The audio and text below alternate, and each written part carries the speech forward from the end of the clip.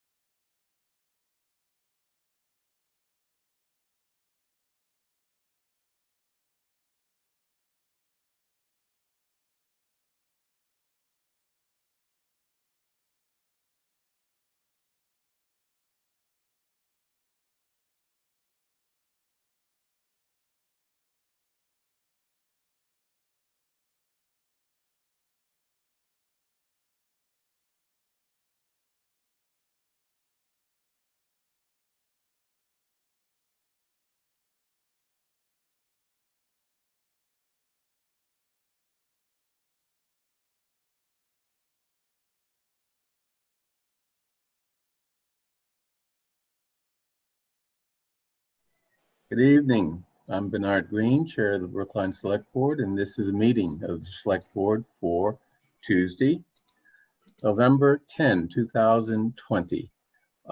Like all meetings of the Select Board during this emergency, we're meeting remotely using the Zoom platform, and we have a quorum of the board listing in from their respective remote locations. Let me just add that this meeting will be recorded, and the recording will be posted online, of course. So at this point, I'd like to move that we go into executive session to discuss matters related to litigation in the Gerald Alston case. And we do that because to discuss matters in a public setting would be detrimental to the litigation position of the town. And I declare that that is the case, so that I hereby move to go into executive session. All in favor? Ms. Heller. Aye. Excuse me. Ms. Hamilton. Aye. Mr. Fernandez. Aye. Mr. Vanscoya. Aye. And chair votes aye. Okay, Devin, close out the public. All right. At this time, we just need Brookline Interactive Group to leave the meeting, and Anne, if you don't mind.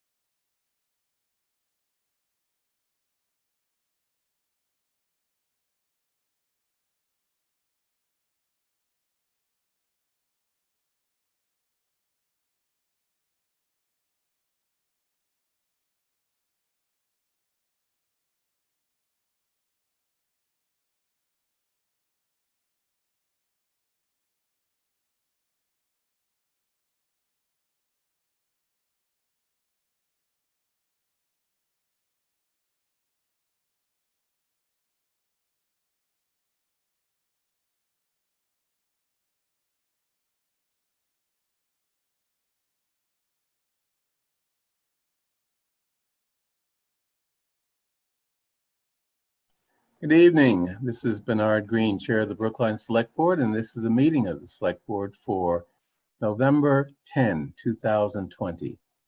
As you all know, during this COVID emergency, our meetings are being held remotely using the Zoom platform. A quorum of the board is participating from their respective remote locations. And it's also important for me to say that this meeting is being recorded. Let's start off with announcements. I'd just like to add that, you know, despite all the threats of violence and surge that we faced in the days before last Tuesday's election, the election went off very peacefully. There were a few, you know, problems here and there, but for the most part, we saw that the people who wanted to bring the country down in chaos were very few in number, and the vast majority of Americans, even those who may not agree with me, you know, I think we're appropriately responding to the election. And I guess, you know, the one thing I'd like to say that is that, quote, a much underrated president, Gerald Ford, who was also a short-term president, our long national nightmare is over. That's my opinion. Anyone else has other opinions, please state them. So, you know, that's really all I have to say. Any other announcements or you know, comments from select board members? Yeah, Mr. Fernandez. Sure. I'll just say what this board has said time and time again. Thank you to our great staff, the town clerk's office, and all the volunteers who ran a safe, fair, and election during unprecedented times. It was, you know, I got a chance to vote in person on election day, and really things ran like clockwork. And a big part of that was because of how many votes were cast by mail and in early voting. And so, like I said, all members of this board have said this many times, but thank you for all your hard work. Hey, Ms. Hamilton. Two updates. One, there will be a Veterans Day event tomorrow morning at 11, and it is available online. Although I do believe that the event is taking place in front of Town Hall. Chair, I think, is speaking at the event. I am, and I was going to mention that after everyone else had given their announcements, but thank you for. Spoiler alert. And then the other thing that I just wanted to put on everyone's radar, you know, Thanksgiving is around the corner, and a lot of people are food insecure. I'm a member of the Brookline Rotary Club, and we are doing our part. We've teamed with a couple of local businesses, Vine Right Grill, Riffrulo's Cafe, and Drive By Pies, to provide dinners for people who need them. So if you find yourself in that situation, I mean, this food is top notch. Please visit brooklinerotary.org to sign up, and we will get your family fed. Great.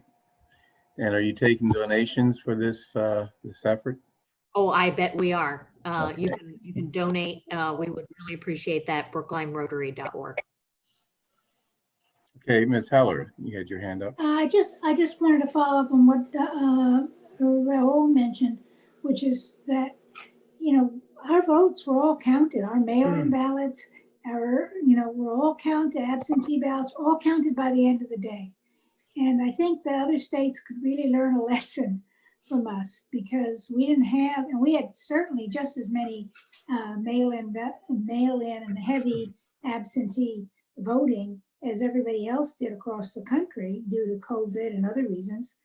And I think Massachusetts handled it particularly well. So I think we should just remember that when we think about this kind of chaotic election aftermath and the waiting around, that it can be avoided, and it's up to those states to implement measures to be able to process the votes either before the day of the election or on the day of the election.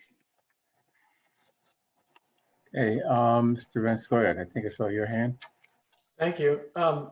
Yes, I wanted to mention that it's been my pleasure to have been designated the chair of the Boylston Corridor Study Committee, which has now met twice and is off and running in terms of trying to bring to fruition the work of many prior study groups that have been looking for a number of years at the Boylston Street corridor from High Street to Brington Road, with an eye towards planning a future for that corridor that respects the existing uses in the corridor and at the same time builds on what's there to sort of realize some of the visions that we have of what would be the best use of the corridor in the future. And so the Boylston Street Corridor Study Committee, remember those words, Boylston Street Corridor Study Committee, has its own website within the Town of Brookline website, a web page, excuse me.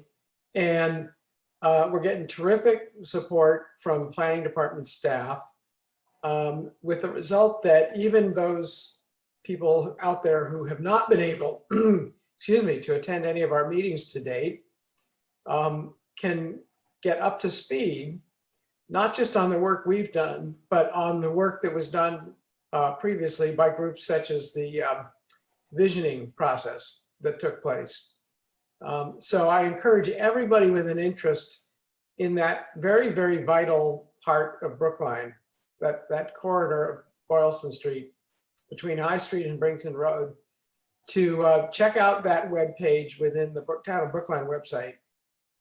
Get up to speed if you choose, and follow our activities and come to our meetings. The meetings are held via Zoom, and anybody can participate as a observer, and we are going to be looking for people to occasionally comment as well. So thank you. Thank you. Any other comments or updates from the board? Okay, let's move on. Let's see, Devin, do we have anyone ready to make public comments? Yes, we've had a few people sign up in the meeting. No one chose to sign up in advance, but the first person is Ala Margalina. You've been promoted to a panelist, and your time will begin when you're ready. 3 minutes.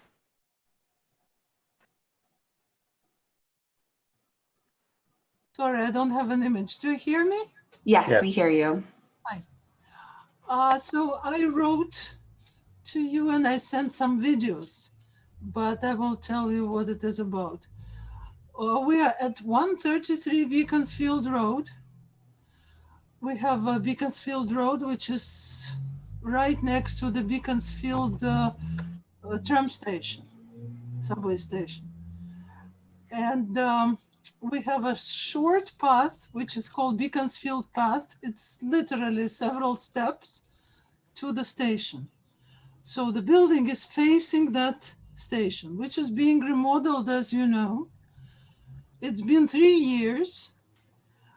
Every winter, every summer, and every spring, we do not sleep.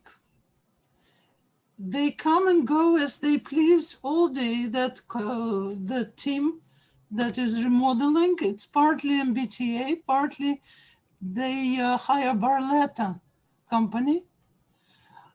Several times they hired Northern Tree, which are also cutting trees and getting rid of all those trees. Everything is happening on that Beaconsfield path and right in front of our windows. The noise is unbelievable. They come at about 9 p.m. and they leave about 4 or 5. And then the next team comes at 5:30 and they start again.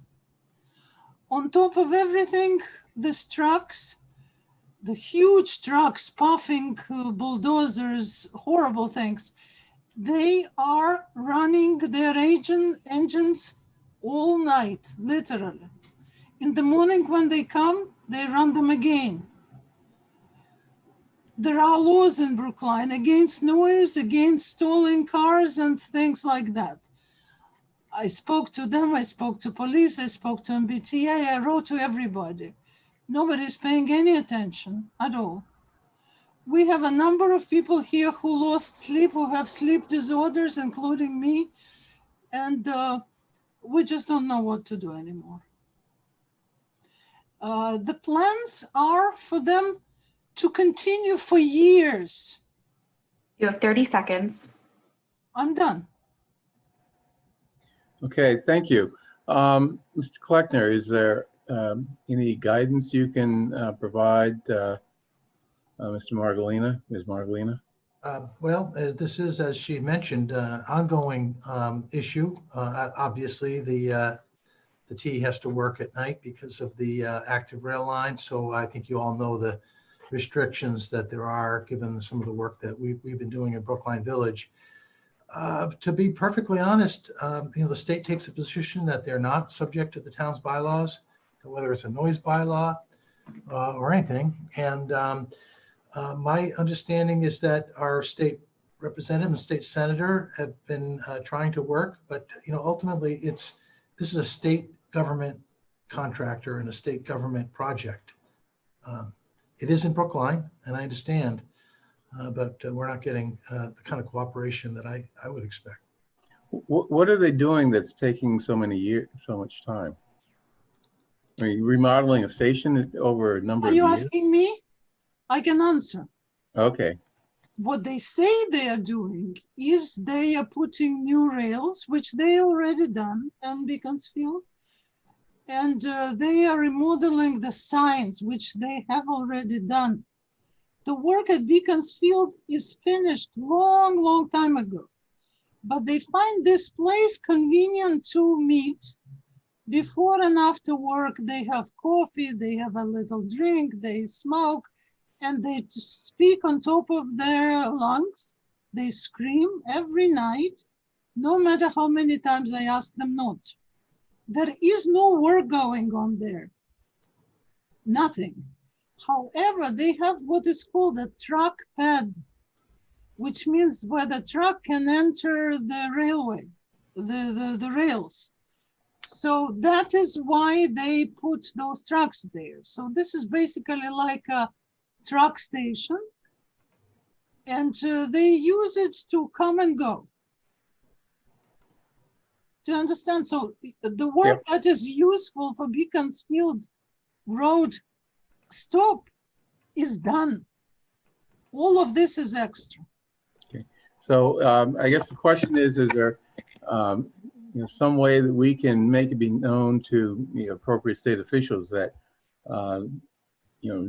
something should be done about this? I mean, I know that they have the power to just tell us to go pound salt, but we need to at least engage our legislators as well as the state agencies to make sure that it's clear that this type of behavior is not appropriate. I mean, assuming that it isn't.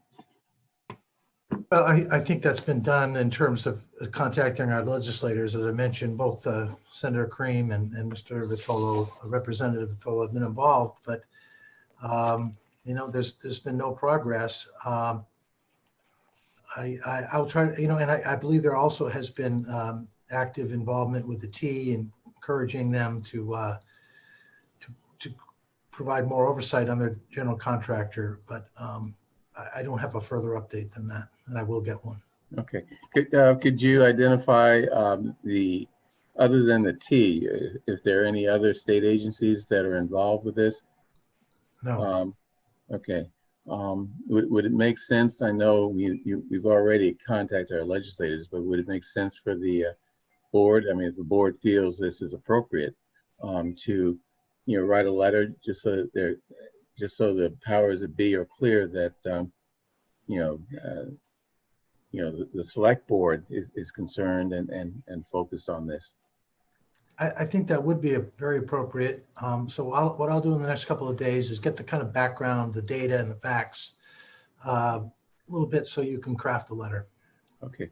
So Ms. Margolina, no guarantees that we can, fix this anytime soon, but we'll make an effort to, let it be known that we think this is something of concern that needs to be fixed. And if you could send to the select board just sort of a summary of your concerns so that we have, those facts, I think that would be helpful.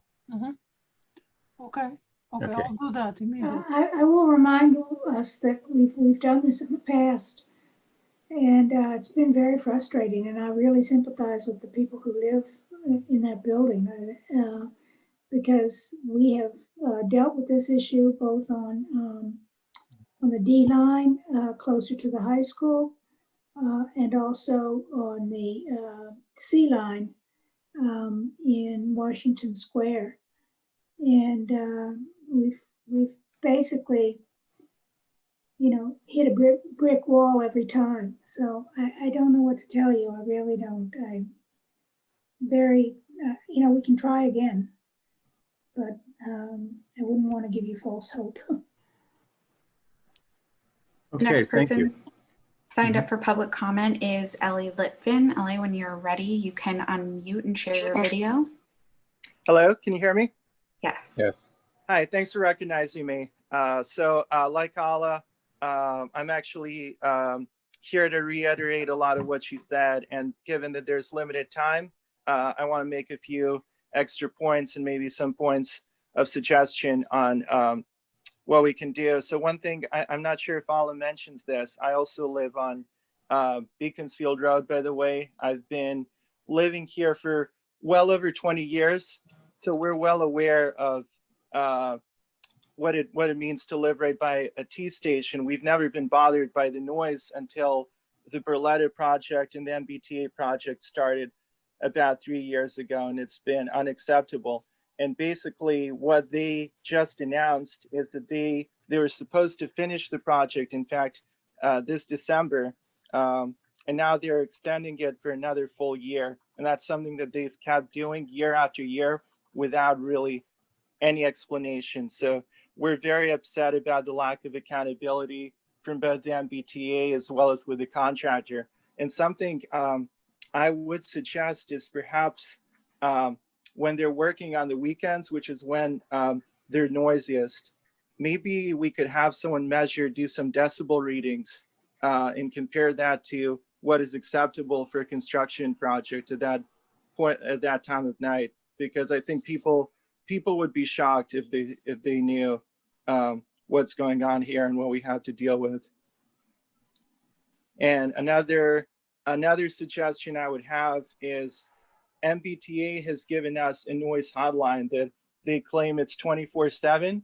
When we call there, they do have someone who usually picks up even late at night, but they do not have any immediate resolution to our problems. So for instance, when we have an idling truck right outside our window and we want it to go, they can't do anything about it. They're just basically like a glorified voicemail service. So what we really need is some form of accountability where we have a direct number for someone who would pick up day and night whenever we have an issue and get the issue resolved. So I think that would be very reasonable, even if they do not want to accommodate us in terms of minimizing their presence at Beaconsfield. At the very least, having much greater accountability, I think would be a positive step. Okay, thank you. Thank you.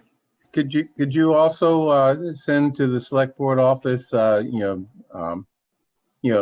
information, specifically, the specific things that are done that you want them to not do.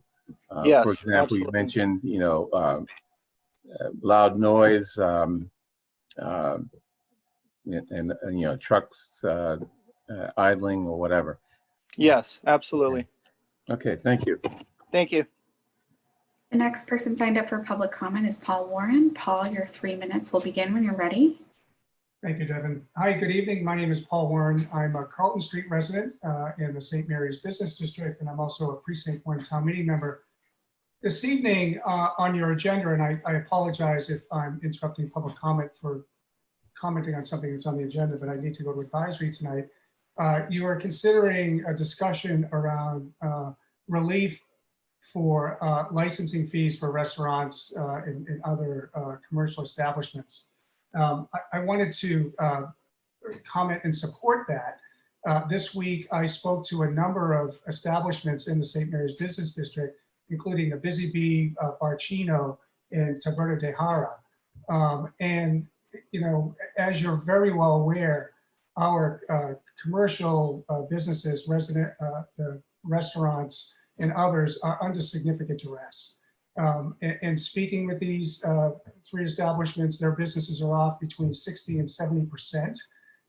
They greatly appreciate, and I appreciate, the work that's been done to expand sidewalk dining, extending that into December. But we are bumping up against the cold months. And you know, this is going to significantly impact their revenue opportunities in the winter. And I guess for this evening, I'm asking that as you have this discussion around licensing fees, that whether there's direct relief or there is some sort of delay in payment. I know that those invoices are going out, or they've already gone out. Some of those are significant, $6,000, $7,000, $8,000, $10,000. And while there may be cash that was accrued from the business opportunities over the summer and the warm weather months, they're going into very lean times. And I would just encourage the select board in the town.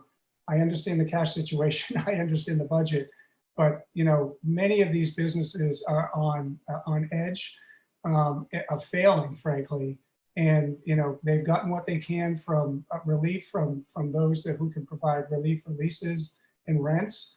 But you know, if the town could find a way to either delay or split payments for these upcoming licenses fees, I think that would go a long way in helping these vital establishments to the very nature of our community. You have 30 seconds. Survive through the spring and into the summer. So I would encourage you to be creative.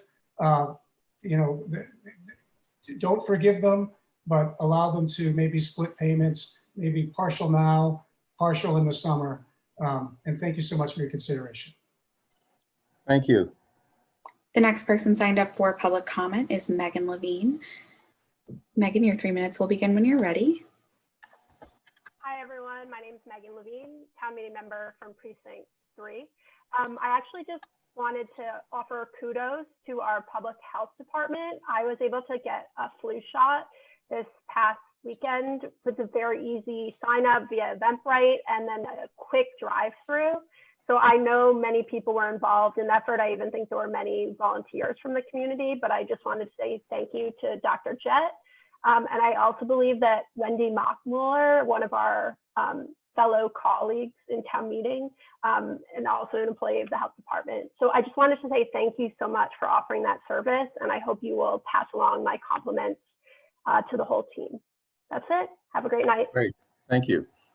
Mr. Kleckner, please pass that along. It's a very important service that we're offering every flu season, and I hope people take advantage of it. Okay, any other? I should also mention, first of all, I thank Megan for making those comments, but I also want to mention that we are actively having a COVID-19 testing site, and it's located at the Health Department building along Harvard Street, on the Harvard Street side, and there's more information about that on the town's website. All right, thank you. Any other public comments, Devin? At this time, there are no further public comment requests. Okay, thank you. Okay, next, question of approving the following meeting minutes. I move approval of the select board meeting minutes for October 20, 2020 and October 27, 2020. Any corrections or edits from the board? Okay, having moved approval, all in favor, Ms. Heller? Aye. Ms. Hamilton? Aye. Mr. Fernandez? Aye. Mr. Vanscoya? Aye. Chair votes aye. Next, I'd like to move approval in omnibus fashion of items 6B through 6H. They are contracts and grants for the most part. They also include a request from a deceased former resident of Brookline who left the town's police and fire departments a sum of money for their purposes. And it also includes approval of members of the MSBA Designer Selection Panel for the Pierce School. And those people are Helen Chalupsky, Kenneth Kaplan, and Bernard Green. Yours truly, of course. So I move approval in omnibus fashion of items 6B through 6H. All in favor, Ms. Heller, Aye. Ms. Hamilton, Aye. Mr. Fernandez, Aye. Mr. Vanskoyat, Aye. and chair votes aye. Next, authorization to hire. Question of approving the authorization to hire request for the following positions in the Public Works Department: Highway Motor Equipment Operator Grade 2 and Highway Motor Equipment Operator Grade 2.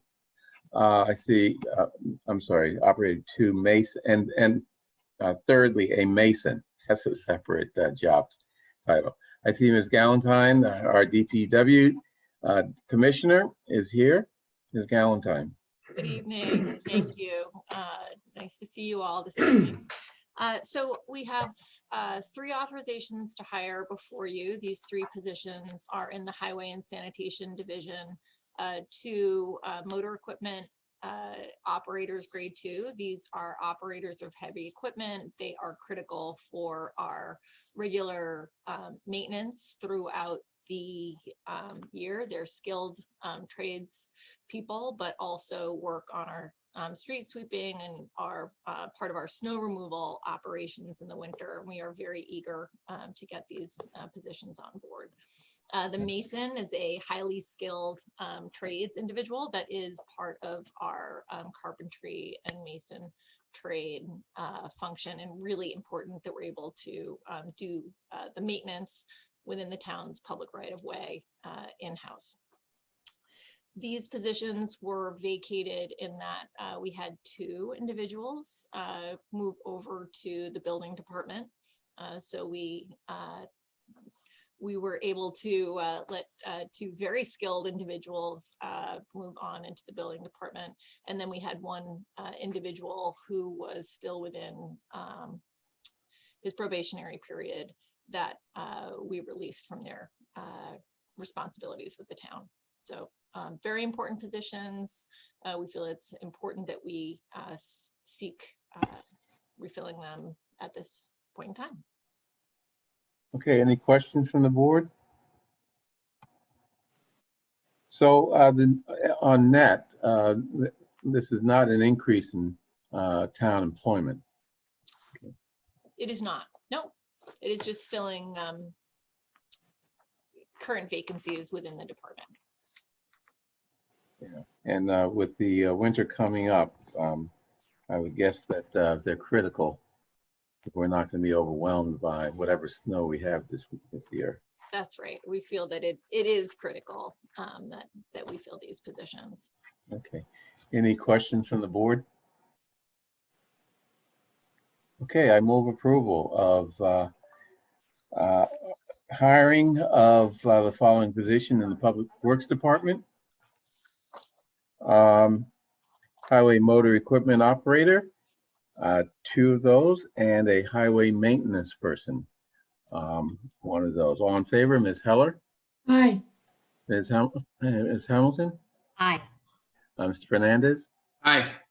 Mr. Vanskoyat? Aye. And chair votes aye. I just want to verify that was 2 motor equipment operators and a mason, correct? Correct. Okay. Very good. Thank you Okay, all. thank We'll you. see you later this evening. Thanks. Yep.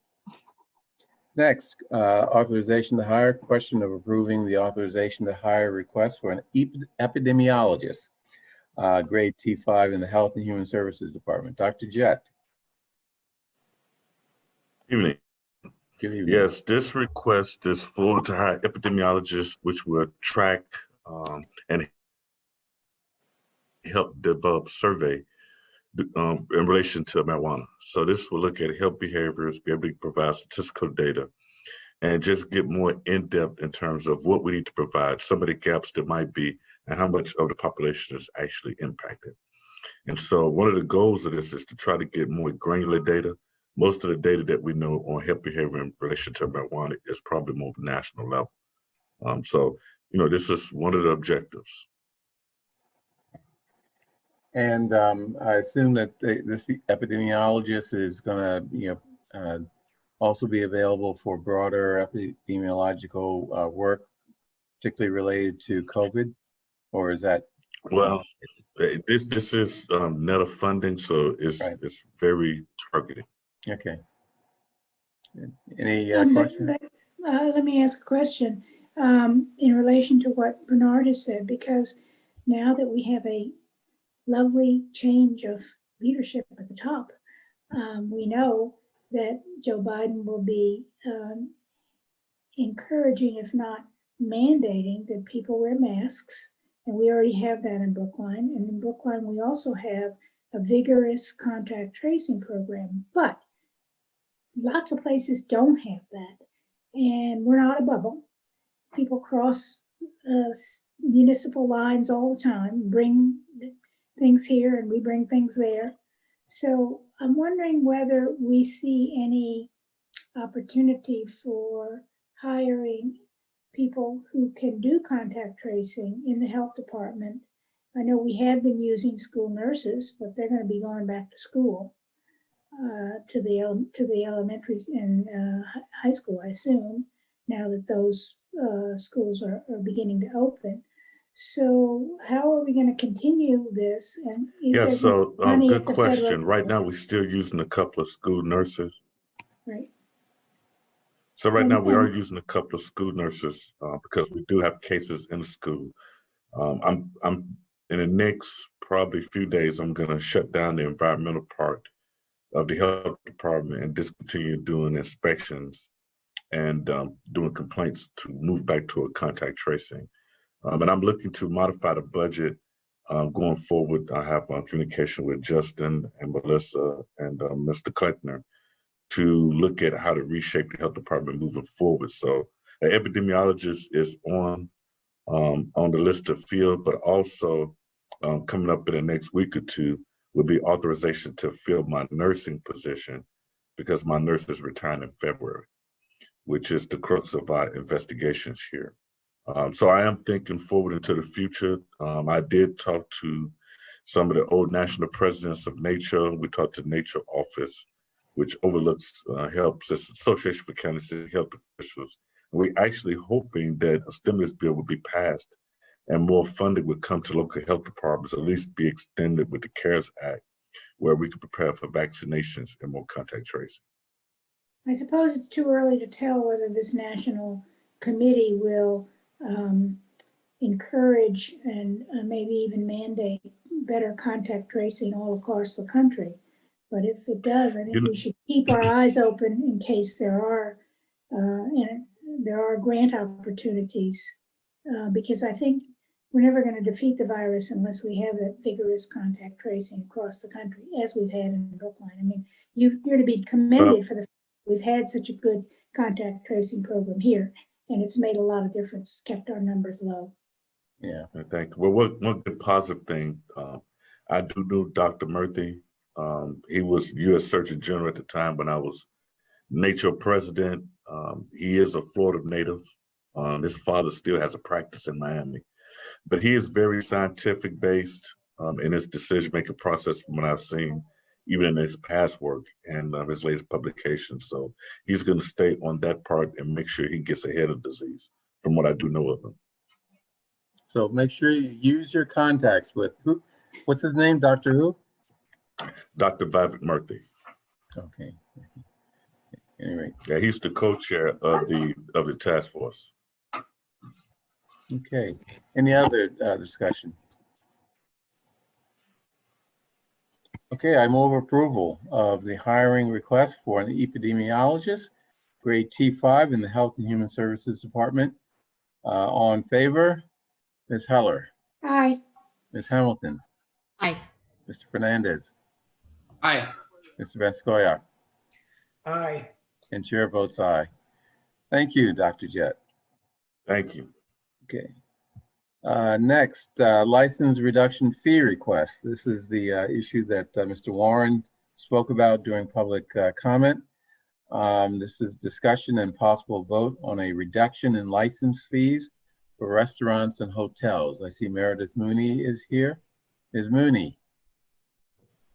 Good evening. I actually wasn't planning on giving a presentation. Just here to answer any questions for select board discussion. What is this going to cost us? I think I know the answer, but.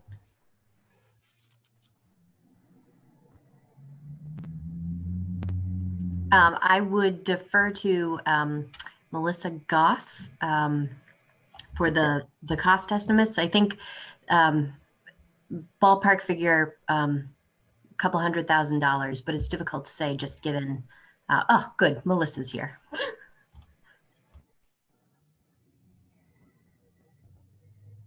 You're muted. Thank you. So when we discussed this with Kara before EDAP made their recommendation, we were looking at somewhere around $130,000 to $150,000 approximately. I mean, it's hard to estimate what the impact would be because we don't know how many businesses are going to actually be, unable to even pay, a reduced fee.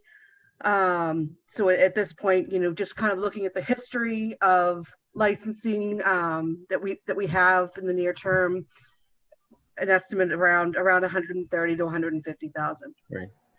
I'd just like to put in a plug for doing this because our failure to do this is going to cost us a lot more than that in the future. To the extent that we can save our restaurants and other businesses here in town, even at a cost of whatever it is, that means that they're going to be around in a few years after this COVID emergency is over, or at least has died down somewhat, and they'll be taxpayers at that point.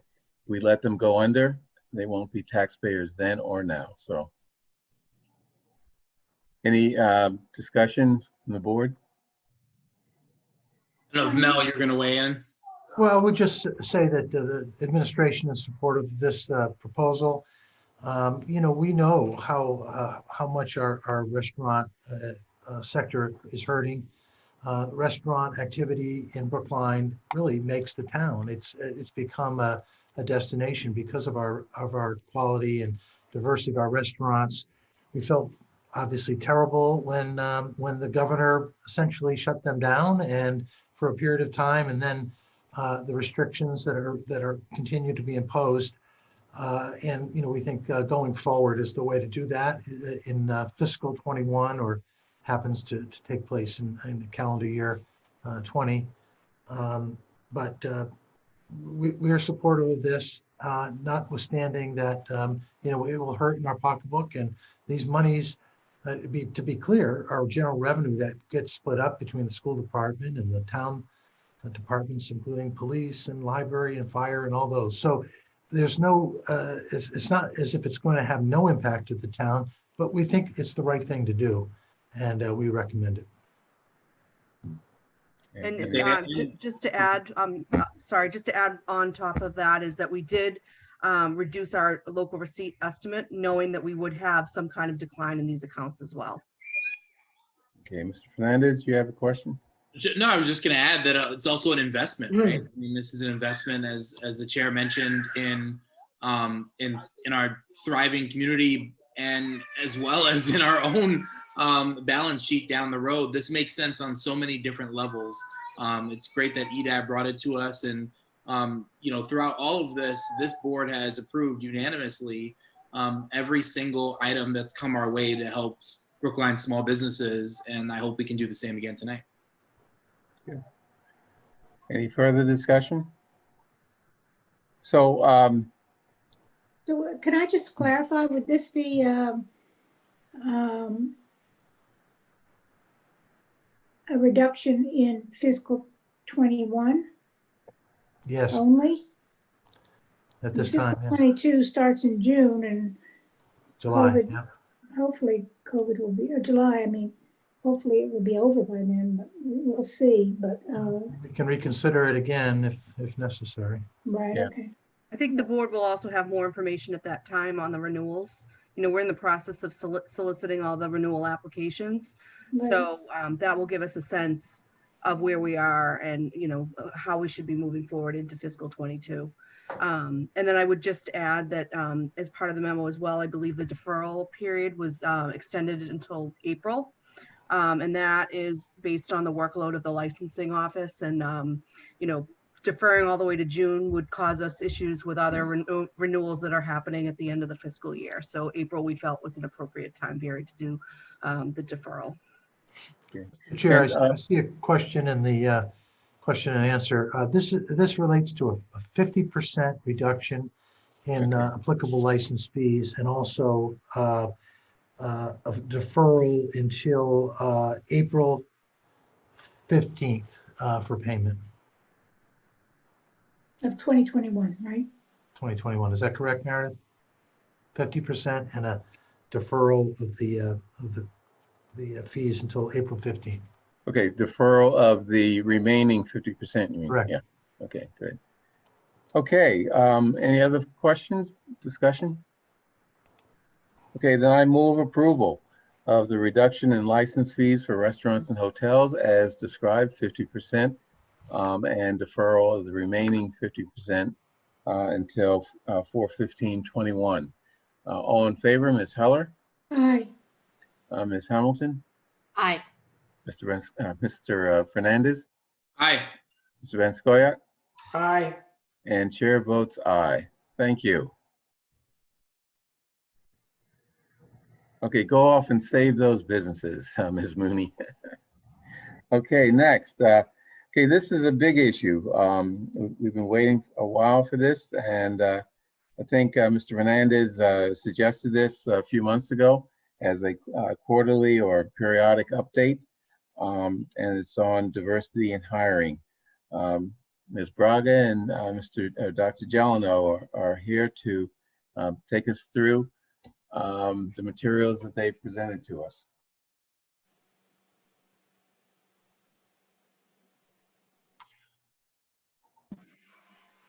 All right, So, I think I'll go first. okay. All right, hold on for a second. Good evening. I'm going to give you an EO report representing 3 years, 2017, 18, and 19. I just want to make a few points. First of all, this is point in time data. And it provides information about town employee demographics on a specific day. And because of the data collection methodology, there should be a caution how to interpret the results. And it doesn't account for possible fluctuations in employee numbers throughout the year. That being said, our employee turnover is quite low for the town. So I do have some confidence that the numbers are accurate. I can't say that when we do an analysis of 2020, that the fluctuations aren't going to be captured because of the way we take the data. The racial composition for the full-time town employees has been stable for the last 3 years. White employees make up most of the workforce, accounting for 79%. That's 550 employees of it. Black employees are the next highest racial group, accounting for 9%, which is 62 of the full-time workforce. For Black employees, the 9% exceeds the benchmark that was established at town meeting, which resolved that the town workforce mirror the demographics within the metropolitan statistical area for the U.S. Census, which is 7.2%.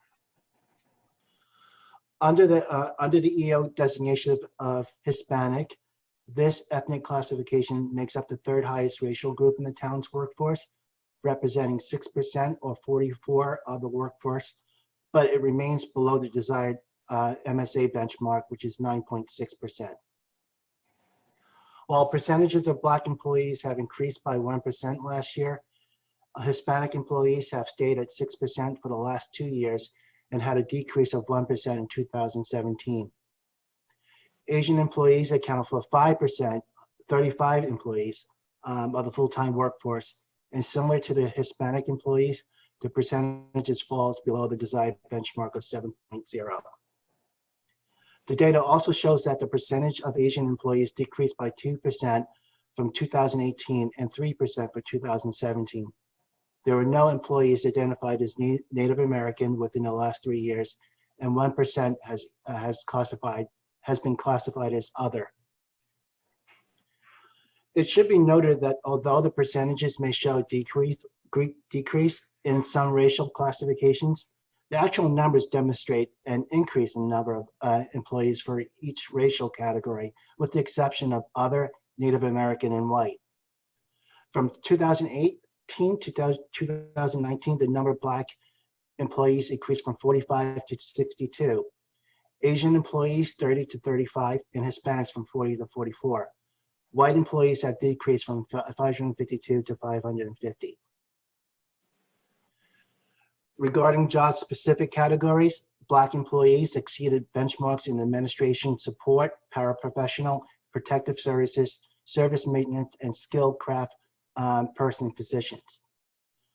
Black employees are underrepresented in official administration, representing 4%, and professional positions represented by 7%. Asian employees exceed benchmarks for administrative support and paraprofessional positions. All other categories, they are well below desired benchmarks, most notably are official administration and skilled craft, both having 0 Asian representation. Hispanic employees have exceeded benchmarks in administrative support and service maintenance and have no representation in official administration categories. Please note that the professional category is the area of focus from the CDICR and the office. We're looking to increase the workplace diversity in those areas. As a group, the non-white professional workforce is 5% of the professional category, equaling 10 individuals. The town has been working toward increasing its diversity in all position categories. Of note, the CDICR and the ODCI, my office, requests a review of EO data at least on a yearly basis and seeks to complete semi-annual analysis in the future. In conjunction with the HR department and the CDICR Employment Diversity Committee, each department is invited to meetings to discuss employment numbers and to provide consultation on ways to increase diversity within the workforce. The HR department provides trainings on hiring practices, and the ODICR reviews the EO policy with department heads. In conjunction, the HR and the ODCIR offered opportunities for the department heads to participate in job fairs and pop-up events throughout the year. The ODICR and CDICR reviews job applications and provides feedback to HR to reduce extraneous qualifications that may deter applicants from applying for positions. HR uses Clear Company to send job announcements at large and to specific groups to assist in creating a diverse applicant pool. Hiring managers are also encouraged to send job announcements to affinity groups within their professional organizations, alumni associations, and other groups that they may belong to that may have diverse membership. And that's the end of my presentation. Hey, Ms. Braga. Want to add? Hello.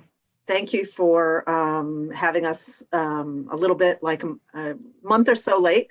I do have some information to share with you, and I'm going to do that and share my screen. So you have these documents as part of your package for tonight. And so what you'll see is okay, is this going to go down? The data information has a few disclaimers. One is that the individual applicants have to identify their race and gender They can also choose to not identify. And that regardless of whether someone identifies or not, the hiring manager does not see what the race or gender or other specific categories are for these applicants under EEO policy. We do obtain EEO information for employees, and that new hires only include individuals who are new to the town of Brookline, excluding schools. The next slide that you have is applicants by gender from July 1st through October 31st. And you'll see that we have a full third that are not specified. They did not identify their gender. More women than men in our applicant pool by about 5% there. Applicants by race, you'll see 31% plus about 5% are either declined to identify or unspecified. But we do have within there 43% white, 5% Asian, 8% Black or African American, and 6% Hispanic. So we do have some diversity, at least within those that have chosen to identify. And then we have an other category, which is less than 5%. And we can't force people to identify by race, but this is when they do choose to identify where they identify. Candidates by requisition type, you'll see that administrative support workers was 42%, with the next largest being laborers and hard to tell, the colors aren't, but with 26% not set. So that is folks who the jobs weren't specified into a particular category. This is a challenge with Clearco. I believe we talked about it in the previous report, that it has to be done in a specific field, which we don't usually populate. So we're reducing that number. It was about 35% the last time, but we are looking to get those identified more clearly. And our diversity recruiting partners. So in our conversation in February and March, we talked about the fact that we've moved to diversityjobs.com instead of doing Pro Diversity Network. Since February, we have a total of Massachusetts resumes, and these are just people who have loaded their resumes on Diversity Jobs, over 15,000. Views of Brookline jobs to date, about 8,500, with people clicking onto the full job description at a little less than half of that. And clicks to apply, which is another data point that we track, is 616.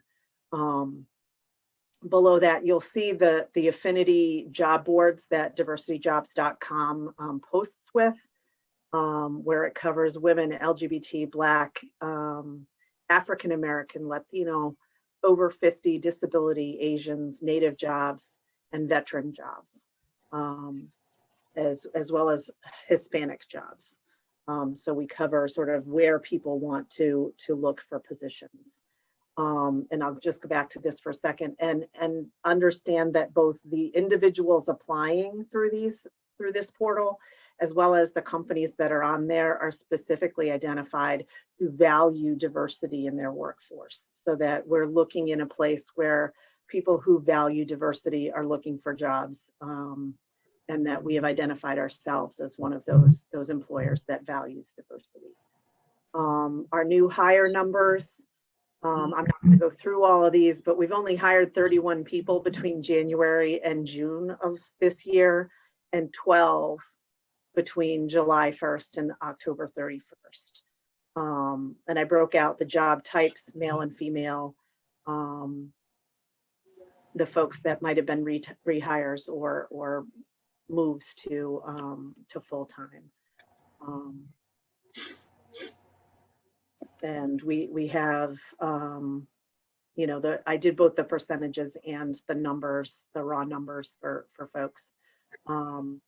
You will see, at least in the January to June, we had a high percentage of white hires, but in the last, from July to October, the white percentage, even though it is a smaller number, is much smaller as a percent of total as well. So that's where we are to date. And that is the slide presentation. I'll be happy to take any questions you might have. Okay, can I start off with a couple questions? The affinity groups that you showed under the diversityjobs.com, are Yes. they independent of diversityjobs.com?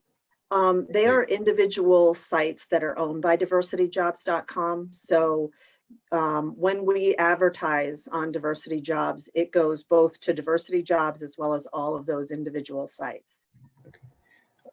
My other question is, I guess to Dr. Jalano, how do we distinguish administrative support versus professional?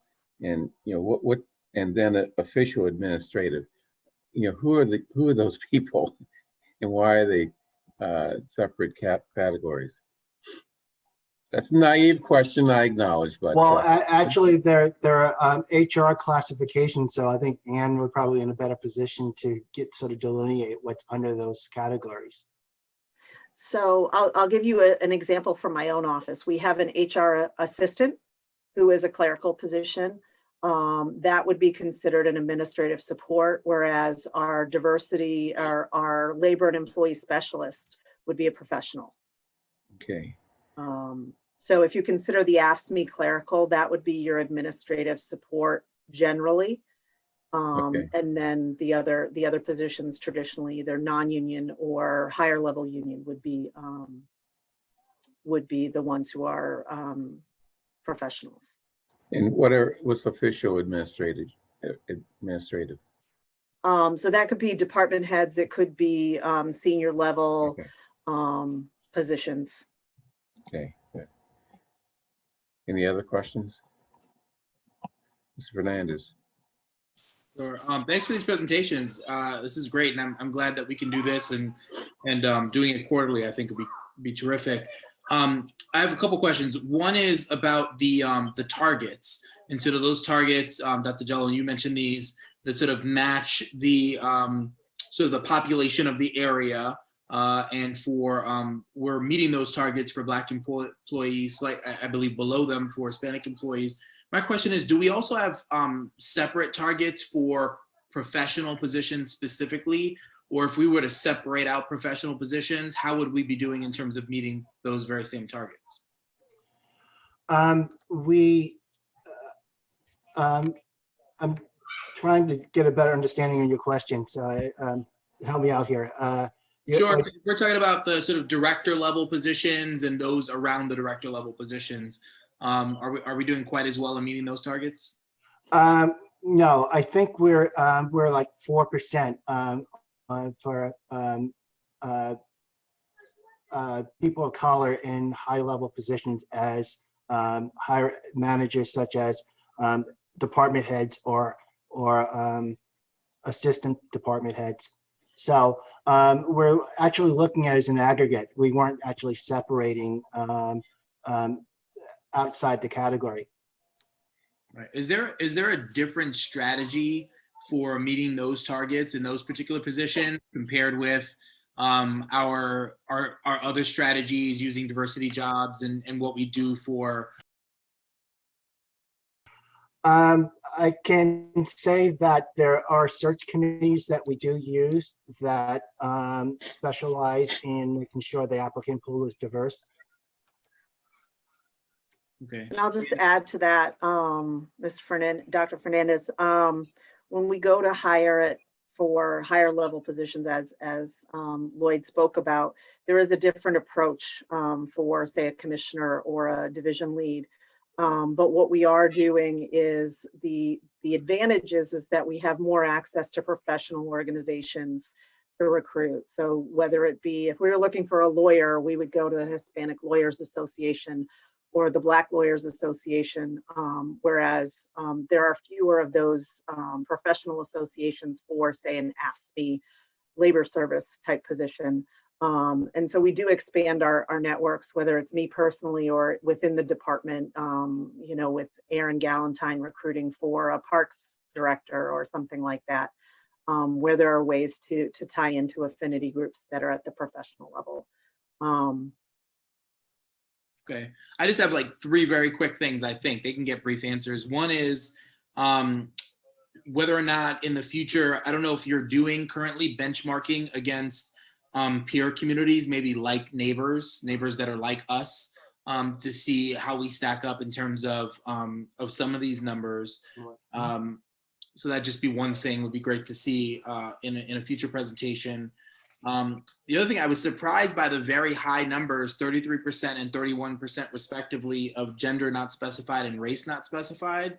And I was noticing in the most recent 43 new hires, we only had 1 person that didn't specify, I think, gender or race, and that was it. So I don't know if maybe we're trending in a better direction where people are actually completing these optional questions, or if there's something in the application itself where the way it reads or what it is that that so few people are choosing to complete it. So Dr. Fernandez, one of the differences is when you're looking at the information on the hires, we are required to get race and gender information for EEO reports. And if the employee themselves doesn't fill it out, we actually have to take a best guess under the federal law. We try not to do that, and we will approach employees to say, okay, we need you to give us this information, you know, pick your category, whether it's multi-race or it's other, or it's, you know, wherever you put yourself, so that we don't have to make, you know, an eyeball judgment, which can be wrong, as we all know. So in that case, we are getting 100% reporting, whereas applicants are not required to, for obvious reasons. I would like to add, though, this from a historic reference, when we had the old the paper ones where people would send it to the HR, my office, in the past, the amount of people who actually sent in the demographic information was less than 1%. And the majority of those people who did it were actually white. So it's light years better now than it was back then. Yeah, we certainly have a real issue getting volunteers to report this information when you do the survey, Lloyd, every time. The last thing I just had is we just went through some more approvals for jobs. We continue to see Pro Diversity Network listed on there, even though we're not using it in the doing for outreach. I'm wondering if it tells us, though, something more about, you know, I'd love to see, personally, I'd love to see more there in that section about, in addition to what HR does for all of our positions, here's what I as a hiring manager am doing to engage with the networks within our, you know, our specific fields, whatever the area is, health or DPW or whatever it is. I'd personally love to see something a little bit more thorough in that section that shows some more thought being put into, from the hiring manager's perspective, some more thought being put into to diversity and recruitment. Well, what I will say on that is that we did issue new forms with the new information on it, and people click on the old ones. Right. So we will follow up with departments to be able to provide their own personal spin on where they're going for recruiting, in addition to sort of the standard language. Great. Thanks for staying on top of this. Appreciate it. So do more than check off the box. I think is what I would say. So, any other questions? Mr. Transcoya. Yes, and thank you, Lloyd and Ann. So I'll confess that I've always had in my mind a question about how these processes get results, because I think we can all agree this is intended to be more than just a scorekeeping process. You know, we wouldn't be satisfied with, at the end of the year, having done a really good job of keeping score, but having a score that says, you know, we actually haven't made any progress.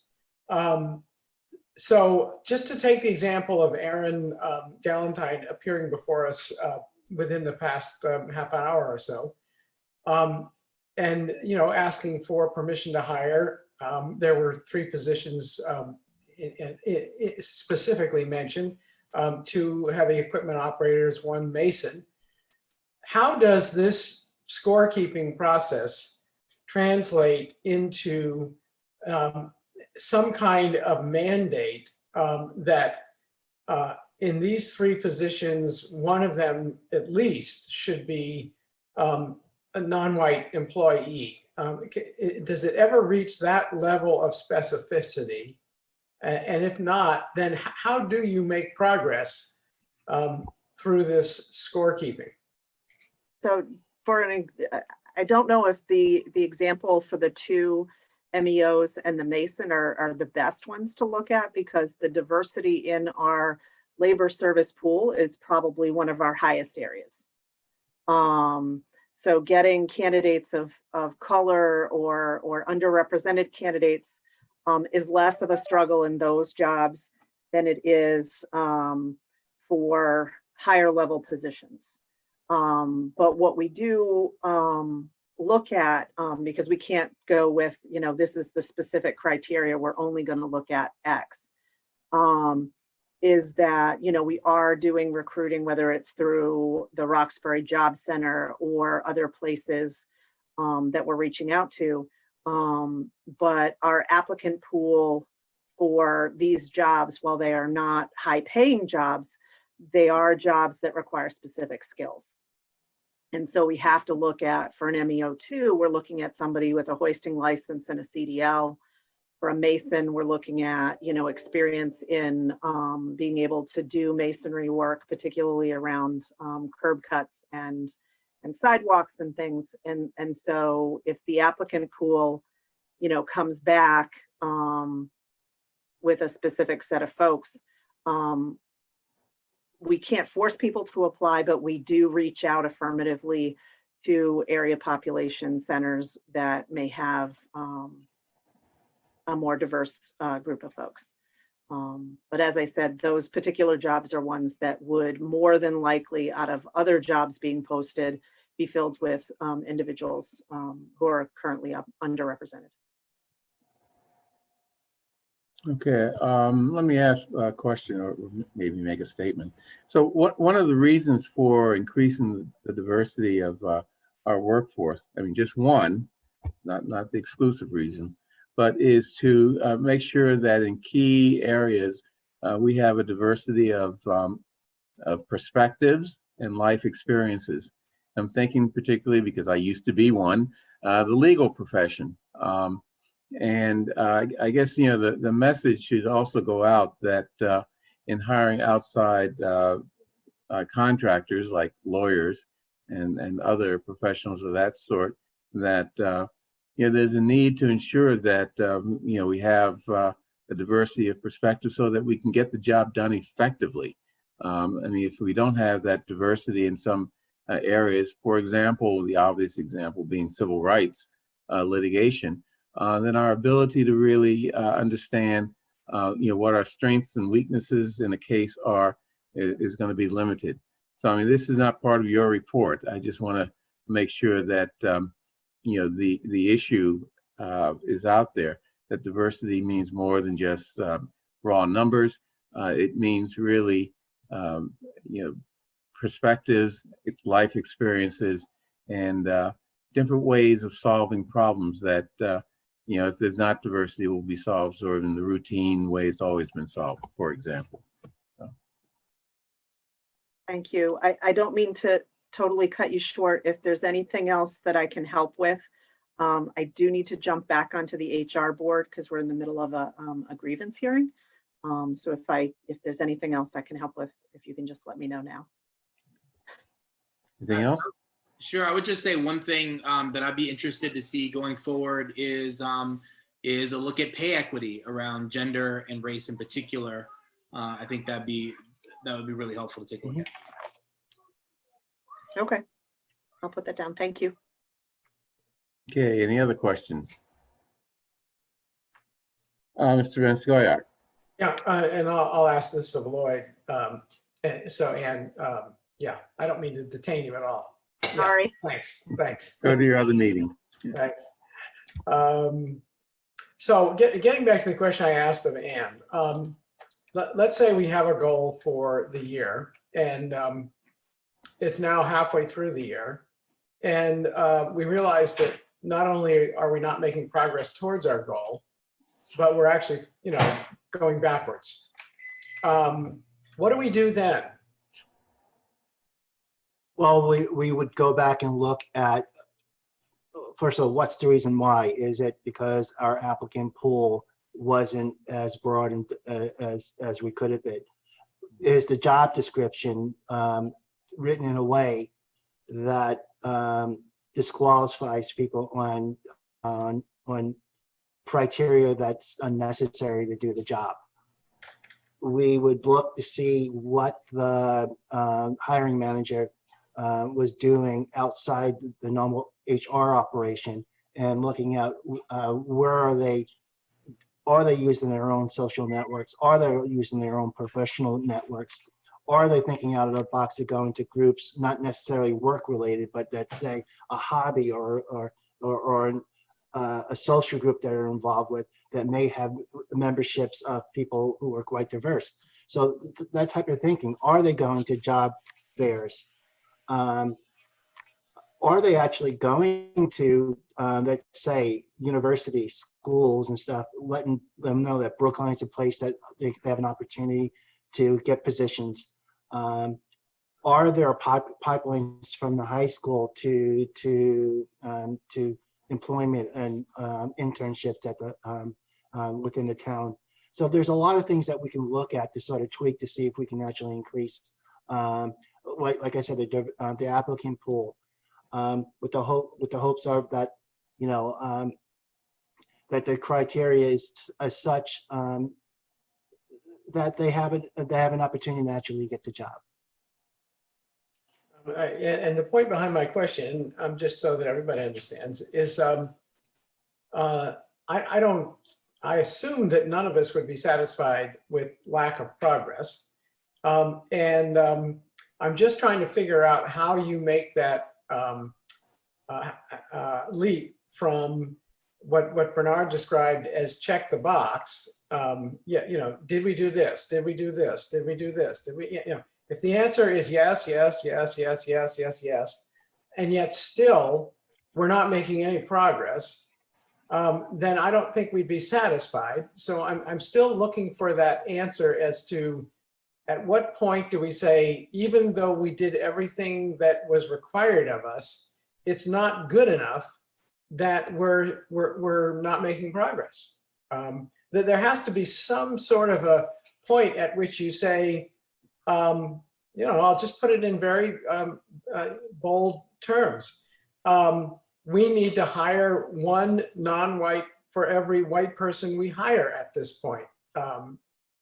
You can't do that. That goes into a legal situation. I expected to get that reaction. I don't think I'm qualified to give you an answer for, other than the fact that I do think that the measures that we're taking moving forward with now actually has proven to be quite effective.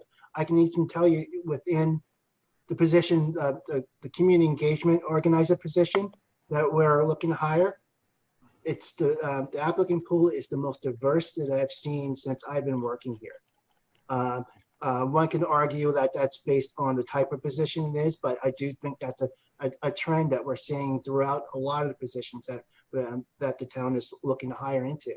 So I mean, I hear what you're saying, John, but I personally think that we're not there. I think there is positive movement going forward. Yeah. And I would add.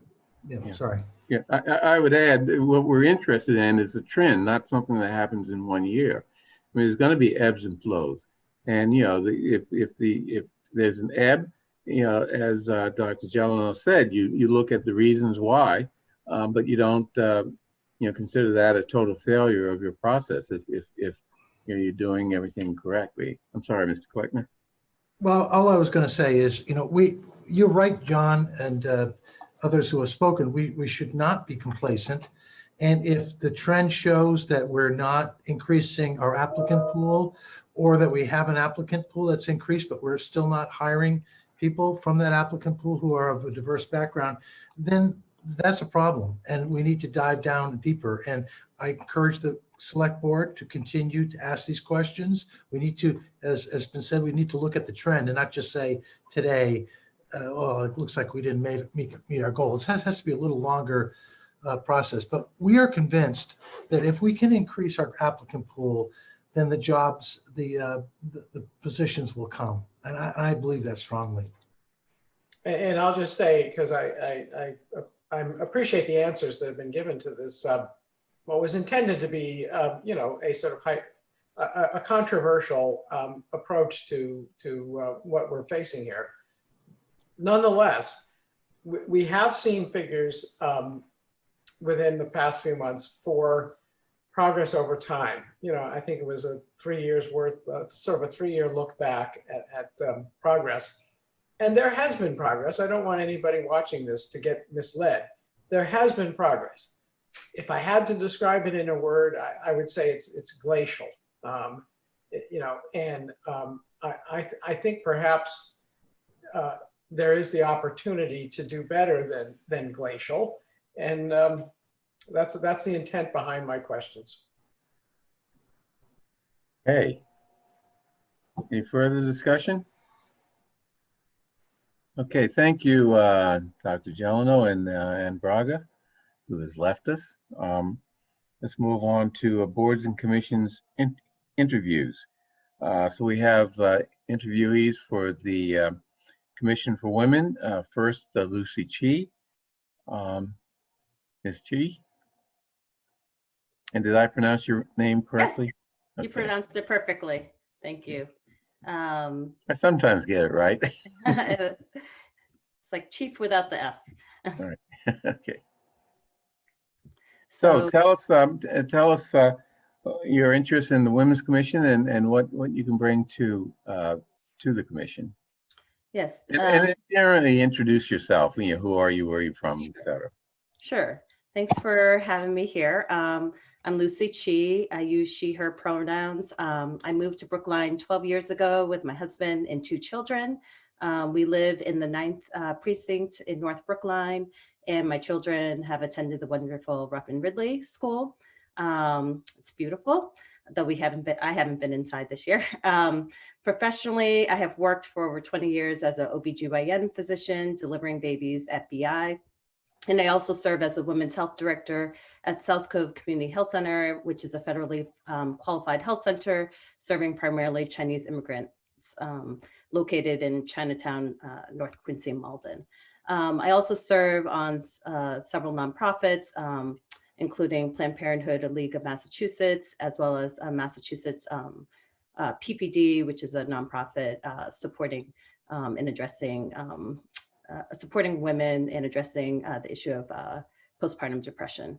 However, in terms of town politics, my primary involvement has just been getting out the vote for school overrides. So with my children being 7th and 9th graders now, I'm interested in serving on the Commission for Women to start to give back more to this wonderful community.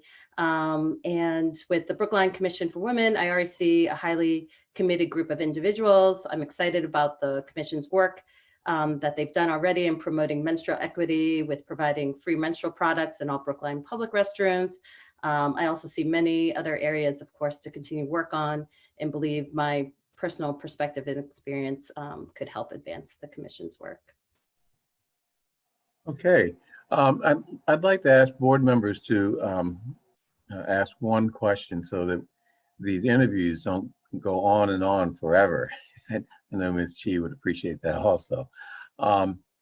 So one of your interests is intimate partner violence, which I think is a very, very important issue in any town. And I was wondering if you had any thoughts as to how the Women's Commission could address this, either educationally or in other ways. Yeah, I think, you know, I'm just taking the experience that we've had in the hospital that we can bring potentially throughout the town using QR codes where women can then, you know, take a picture and, you know, get help through those lines. You know, nowadays, many times women are, in spaces where they're not necessarily safe or alone and free to speak. And so really thinking through the processes of where we can make help more available to folks. So, for example, in our hospital and clinic spaces, sometimes people are always, especially on labor and delivery, people are never separated from their partner because we keep cohorts together. And so the bathroom is, bathrooms are still the best places to put information. And so with public restrooms, making sure we still have that information available. Also in terms of, intimate partner violence is not just, an adult issue. I think we really have to start thinking about safety in the high school. And so it's, especially now that we're in a pandemic, I worry whether or not these, issues may get lost with so many other priorities. Any other questions? Mr. Vescoyar. Hello, and thank you very much for applying, Lucy. Thank you. So just a quick question about, I guess I'll call it process. How important would it be to you, and how important do you think it is generally in the future, post-COVID, that we continue to offer the option of attendance at meetings via Zoom, virtual? I'm speaking from personal experience, but and I think I would imagine this is for a wide audience. Working parents in general, I think the Zoom virtual option makes it much more likely for a wider variety of individuals to participate in town government and politics. So I would highly encourage it. Just as a continuation of that, how important would it be for those videos to be available for those who could not, be real-time virtual participants in the meeting? Yes, I think videos are important. I mean, I rely on them now. I think there's multiple meetings going on at all times, and it's not that one is not more important than the other, but you just can't be in two places at once. And so video recordings would be, again, encourage more community involvement. Great, thank you very much for the answer. Thank you. Any other questions? Ms. Heller. About to unmute myself. I noticed you're also interested in teen sexual health, and what services do you think that Brookline should provide in terms of this? Are you in favor, for instance, of condoms being available at the high school? And should they be given to both young men and young women? Could you just talk about your views on this? Sure, I'm happy to. The commission is already working on teen safety and teen sexual health with current high school students. So this is an area I feel there can be more dialogue and discussion on what are safe relationships, how to advance those, how to, and promoting healthy behaviors and healthy relationships.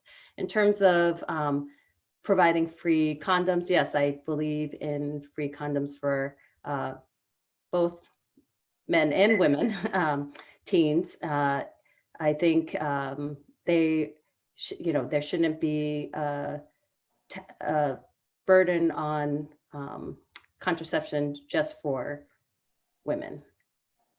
Okay. So, any other questions before we move on to the next?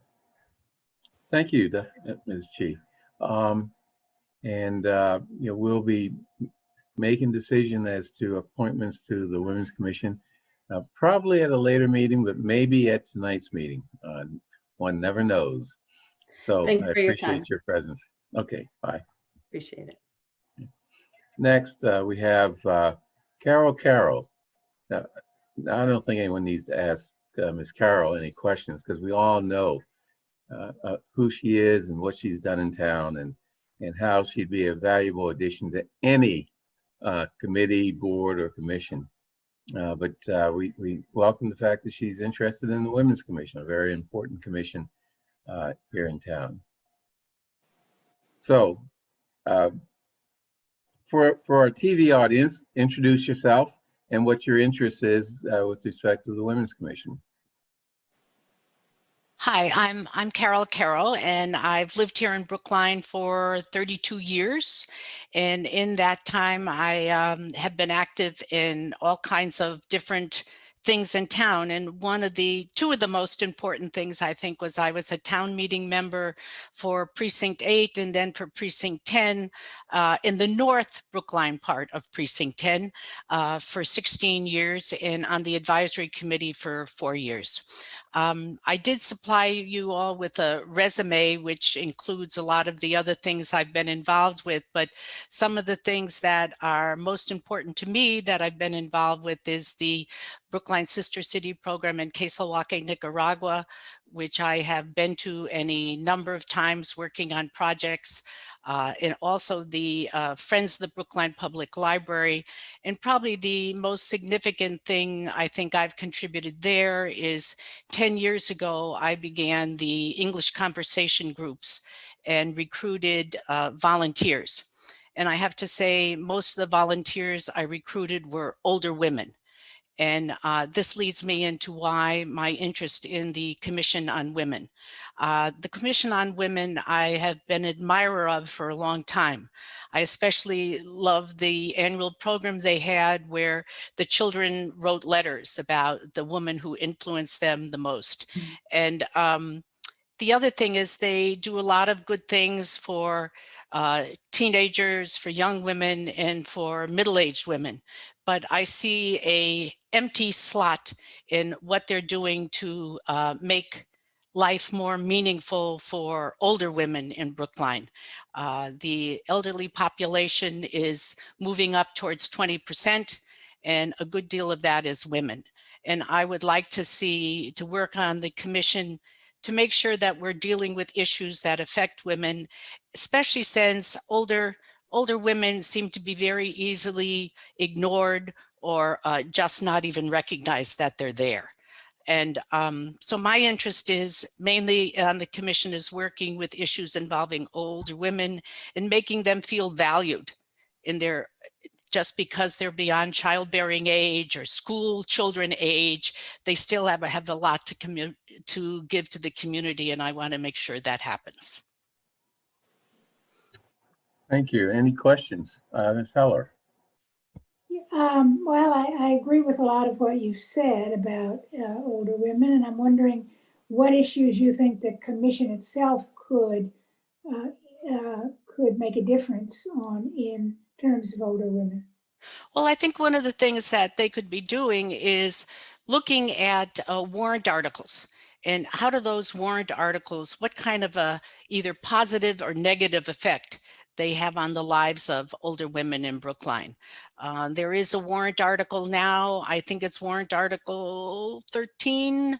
It's about applying for a home rule petition so that the town could try a different way of reducing taxes for homeowners and renters who are at a certain income level in town. And I would like to see the commission get involved in working on those kind of issues and other issues that might come up in warrant articles or in other things around town that deal with that kind of making life a little bit easier and better.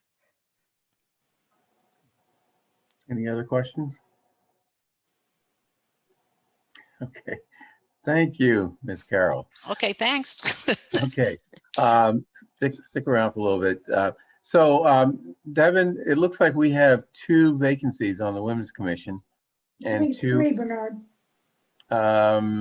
No, is there 3, Devin? I thought there's just 2. So there's a reappointment with Nicole McClellan. So that technically that is considered a vacancy, but she's applied for reappointment, and then you do have the 2 full vacancies. Okay, so I thought so we haven't voted on Ms. McClellan. Would the board be willing to entertain a motion to approve Ms. McClellan, Ms. Chu, and Ms. Carroll tonight? It was Miss Chi, but yes. I'm sorry, what did I say? Something wrong. Okay. Hey, it's getting late. I haven't eaten. Okay, is that agreeable to people? Okay, and just so that I understand. So it's just 3 applicants for 3 positions. Correct. Yeah. Okay. The chair in the Q&A is bringing our attention to Aileen Lee. Did we already vote on Aileen Lee or no? I thought hey, Devin, help us. Yeah. That's a good question. I thought you had already voted on her as well, but it doesn't hurt to include her in this vote. Rebecca is saying you did not vote. So this would be, and all of those names are on your sheet in your packet. You should see the date that they interviewed listed in there. Right. Elaine Lee is not, oh, I see. Yep. Okay, and we do have an opening for her. That's the vacant position that expires in 2023. Yes, I'm so sorry, based on number the 11. Yes, based on the appointment sheet here, there are full 3 vacancies. And then Nicole McClelland, who is the expiring member, who would be reappointed for a 3-year term. Okay, so we do have 3 openings plus the reappointment.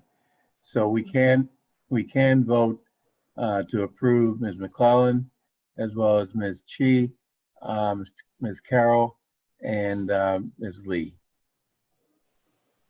Is that correct? Yes, and that would bring the Women's Commission to a full slate. All right, which is something that Ms. Rebecca Stone is really interested in us doing. So I move approval of the appointment to the Women's Commission of Nicole McClellan for reappointment, Lucy Chief for appointment, Carol for appointment, and Aileen Lee for appointment to the commission. All in favor, Ms. Heller? Aye. Ms. Hamilton? Aye. Mr. Fernandez? Aye. Mr. Van Scoyac? Aye. And chair votes aye. So it's good to get that commission up and running with full complement. Next, fossil fuel free update. I see Ms. Steinfeld is here. So talk to us, Ms. Steinfeld. Thank you very much, Allison Steinfeld, Planning Director. As provided to you in our last update, the Planning Department has developed a study methodology and planning process based on both technical analysis and public input from a variety of constituencies, all with the intent of meeting the Select Board's charge to prepare an objective report on incentives designed to promote fossil fuel-free development and renovation. I had hoped to be further along at this point, but quite honestly, the deluge of warrant articles diverted us for longer than I had planned. That being said, we are now able to focus on the report while continuing to maintain our non-discretionary workload. As we expected, our process and timeline have evolved. While they still provide a rough working framework, I anticipate that they will continue to make adjustments to the timeline and methodology as we move forward. Regardless, I'm still confident that we will be able to meet your deadline and submit the report by January 15th. Since my last update, we have met with the petitioners and were able to mutually decide to focus on 5 specific zoning incentives. Number 1, dimensional bonuses, specific height, FAR, open space, setbacks, etc. And these will all be analyzed zone specific as well as by right and by special permit. Secondly, we're going to be looking at use density bonuses. For example, a higher tier of housing density. Again, both by right and by special permit. Parking relief is certainly an important incentive. That, of course, relates to a reduction in the required number of spaces per housing unit. We're also going to be looking at FAR waivers, and that, quite honestly, is something the planning department has been exploring as part of our multifamily housing study. So we're sort of happy to be able to extract that from that study and apply it to the FFF study.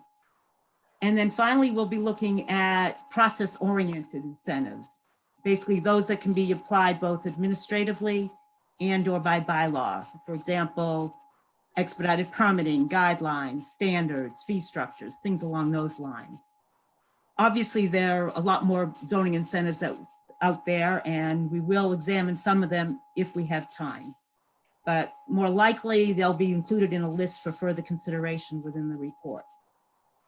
Right now, given our limited time frame, we need to focus on the 5 mutually agreed upon zoning incentives, as well as non-zoning related incentives. My hope is that the new, soon to be new, Assistant Director for Sustainability Planning will be able to significantly expand upon the identified non-zoning incentives. In terms of the 5 incentives on which we're concentrating, our goal is to analyze each incentive according to 3 basic metrics. Number 1, interaction or compatibility with our existing zoning bylaw provisions. Number 2, compatibility with existing town policy documents and with land use area studies already developed. And number 3, the likelihood of utilization and effectiveness. Right now, we are deep in the information and data gathering stage. We are identifying a comprehensive list of zoning bylaw provisions that relate to and or will be affected by each incentive. This compilation of the bylaws will serve as the framework upon which we will assess each incentive's compatibility with the bylaw. And this, quite honestly, is a rather tedious process of essentially going line by line through the zoning code, and we all know how thick the zoning code is. We have been engaging and will continue to engage in discussions with experts, developers, and contractors to help in the assessment of the effectiveness and likelihood of utilization. And we are simultaneously gathering town policy documents and land use area studies that may already address the appropriateness or desirability of at least some of the incentives that we're examining. We will then be undertaking the next phase of the study. And quite honestly, I think we're going to be able to undertake phase 2 somewhat concurrently with phase 1, in that phase 2 will apply each identified zoning bylaw section to each zoning incentive in order to be able to assess impacts and possible unintended consequences.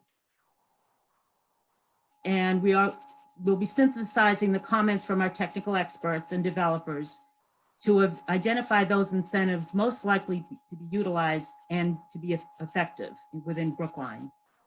And we will summarize our findings of relevant existing town policies that relate to each incentive in order to identify conflicts and synergies.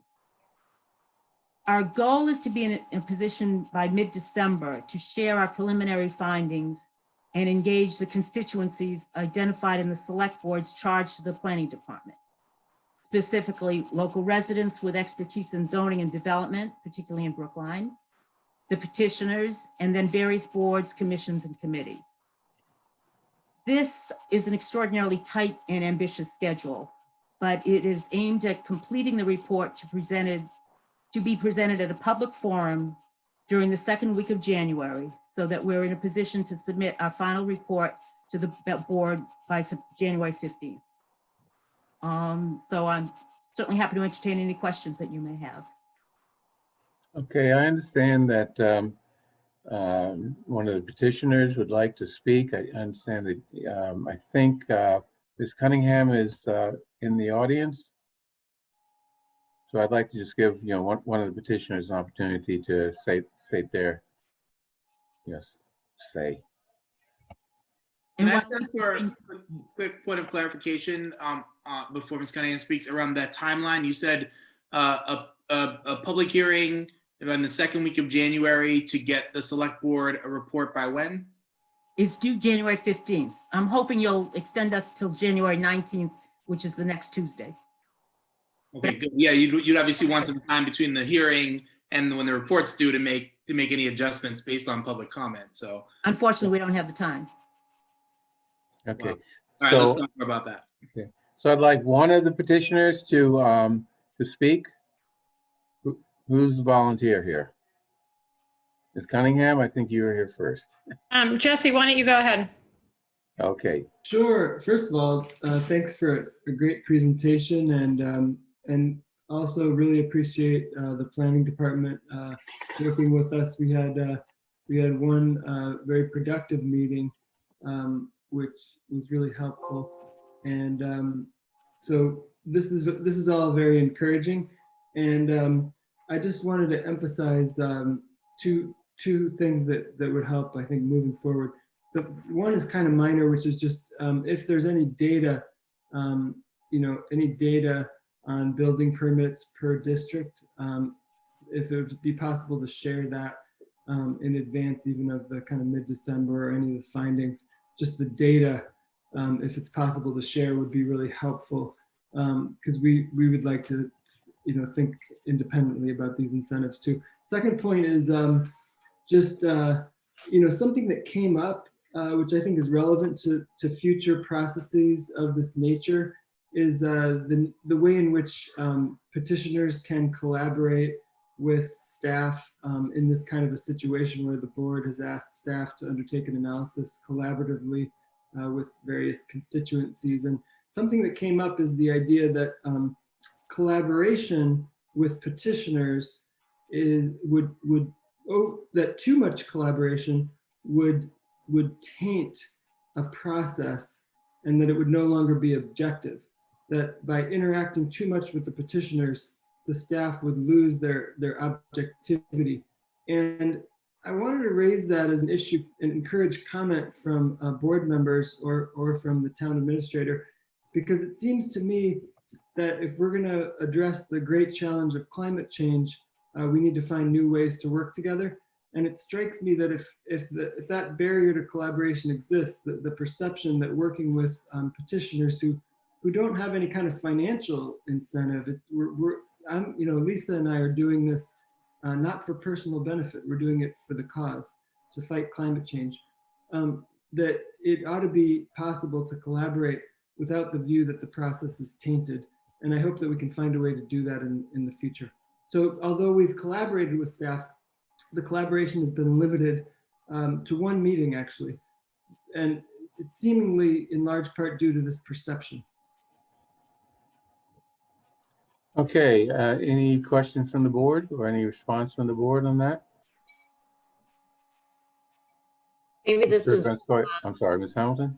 sorry, maybe this is kind of indirect, but where do we stand on the hiring of a sustainability coordinator? Well, I'm actually very happy to say that we will hopefully starting interviews next week. Oh, great. Okay. They're being scheduled for next week, the first round of interviews. And I must say that I think we got some very good and impressive resumes. Good. I kind of hope that, the coordination between petitioners and, our staff on our side will be vastly improved once we have somebody in that position.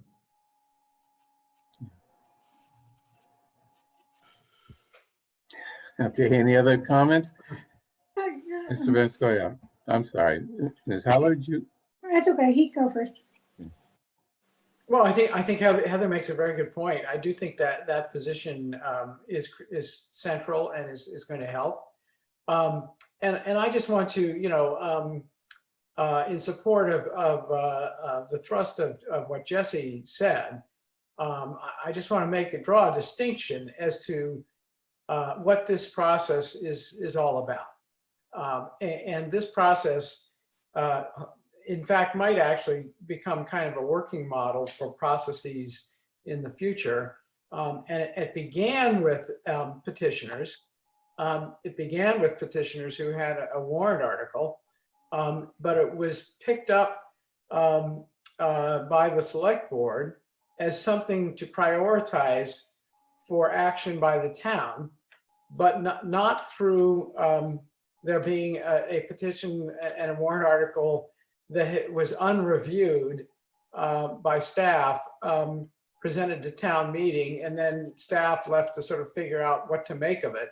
But rather to embrace staff, embrace the goals of the petitioners, embrace the use of staff, and create a working group that would then take the ideas that were first initiated by the petitioners and the expertise that comes from the staff, and bring those things together so that what's presented to town meeting is maximally effective and targeted and realistic and within the boundaries of our zoning code and of what is achievable. So again, in the spirit of Jesse's remarks, I do think cooperation will get better and will only increase as this process moves forward.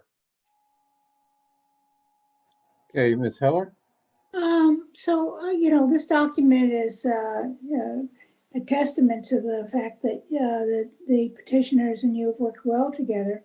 And I have one concern, and that is that as we go through this process of trying to analyze what incentives would actually incentivize fossil fuel-free construction, we also have to keep in mind whether or not those incentives would have other negative effects environmentally. For instance, I can't find it in here. I know it's in the packet, but you know, you mentioned incentives as to open space, and I assume that means that, you know, the developer could use open space to build more buildings. Well, we need open space environmentally. We need it for the air and the light. We need it for the planting of trees and other vegetation which absorb carbon dioxide. So, you know, I just want to keep us centered on the idea that these incentives need not do harm environmentally, but are only promoting the good. Any other comments? I think Ms. Heller's comment speaks to the need to make sure that you know, the petitioners work closely with the town staff, who has a perspective that presumably is broader in that it includes concerns of other town departments and the long-term issues facing the town. At least that's how I see it. Can I just add a comment, Bernard? Okay. Thank you. I appreciate it because we've I actually— just wanted one person, but I'll let you go. Well, we've actually waited. We were supposed to have, this was supposed to be our second meeting, not our first. So we have waited a long time to have this meeting. So I appreciate you letting me comment as well. So I just wanted to say, first of all, the co-petitioners are huge open space advocates. So I don't think there's any conflict with that. And we're not looking to have adverse effects on the town of Brookline. We're looking to incentivize fossil fuel-free construction. I would like to just build upon the comments that Jesse made, that for this to be a transparent and accountable process, we absolutely need the ability to work with the planning department. And so far, I would say that that actually has not occurred in the way that it's outlined in the Mel's memo. And so I think we need the ability to get data. And I think we need the ability to have meetings where we're working in collaboration. Mel's original memo, I thought was really excellent. It says that the complexity of this task requires additional time and closer collaboration between the select board petitioners and town staff to ensure that the issues associated with zoning incentives are thoroughly evaluated and that any proposed changes to zoning bylaws are crafted deliberately and expertly. So I think that we can bring a lot of our expertise to help the planning department, and they can do the same with us. I think we have to have more and closer collaboration. Otherwise, the work of actually the planning department is going to be tainted because there'll be a lack of transparency, which really, really needs to happen. We need to have open meetings. We need to be also sitting down with these developers as well, with these people who the planning department has identified or not identified that they're speaking with. This is something that this is a common goal that we all share. This is a goal that Brookline has said is vitally important to our survival. And so we need to work collaboratively together and put all our best ideas forward. So I just want to make a push for more collaboration. Thank you. And I don't think anything that the planning department does is going to be tainted. that was a call No, out to I you, said, I Allison. was just saying that if there's not close, No, I got the it. intimation was that with our involvement would taint the process. And I'm saying that if there isn't a close collaboration, then the process will not be transparent. And Okay, that Mr. needs to Fleckner? happen. Okay. Well, I appreciate that. I do believe that the town is very interested in addressing the climate change and being aggressive. On the other hand, if you recall, this proposal, which required 2/3 approval of this town meeting, there were many what I consider to be very credible people who are members of town meeting who expressed concern. And so you have to worry about that side too. So we want to make sure that the planning department study and report is viewed objectively by those individuals as well. So I understand there is issues around transparency there, but on the other hand, we have to make sure that the town meeting considers this to be an objective report and one that looked at all sides of the issue. That's all I really have to say. Okay. So, Ms. Steinfeld, do you want to sort of sum up or raise any other issues? Well, I've already indicated my concerns that this is supposed to be an objective report that addresses the 3 constituencies identified by the town administrator. We are not, if the planning department is going to put its name on this report, then I want it to be a planning department report. And that means analysis. Again, this is only what we submit to you on the 15th is only basically information for decision making. It will not be any recommendations as far as I know. It will just be the information that we garner from analysis. And I have real issues with this. Yeah, okay. I mean, any information, you should have some recommendations because we as a board don't know, We won't have enough time to make recommendations. I think. I mean, there could be broad recommendations. I don't want to discount that. I mean, we're not there yet. We want to advance things. We don't want, the reason why we're involved in it, I think in the beginning, is because we think, the town wants to make meaningful change with climate change, and one of the ways you can do that is by controlling development and other aspects that create this emission. So, I don't want to sound like we're not going to be advocating for things. We may be. I don't want to get ahead of ourselves there. Okay, good. Okay, any other questions or comments from the board?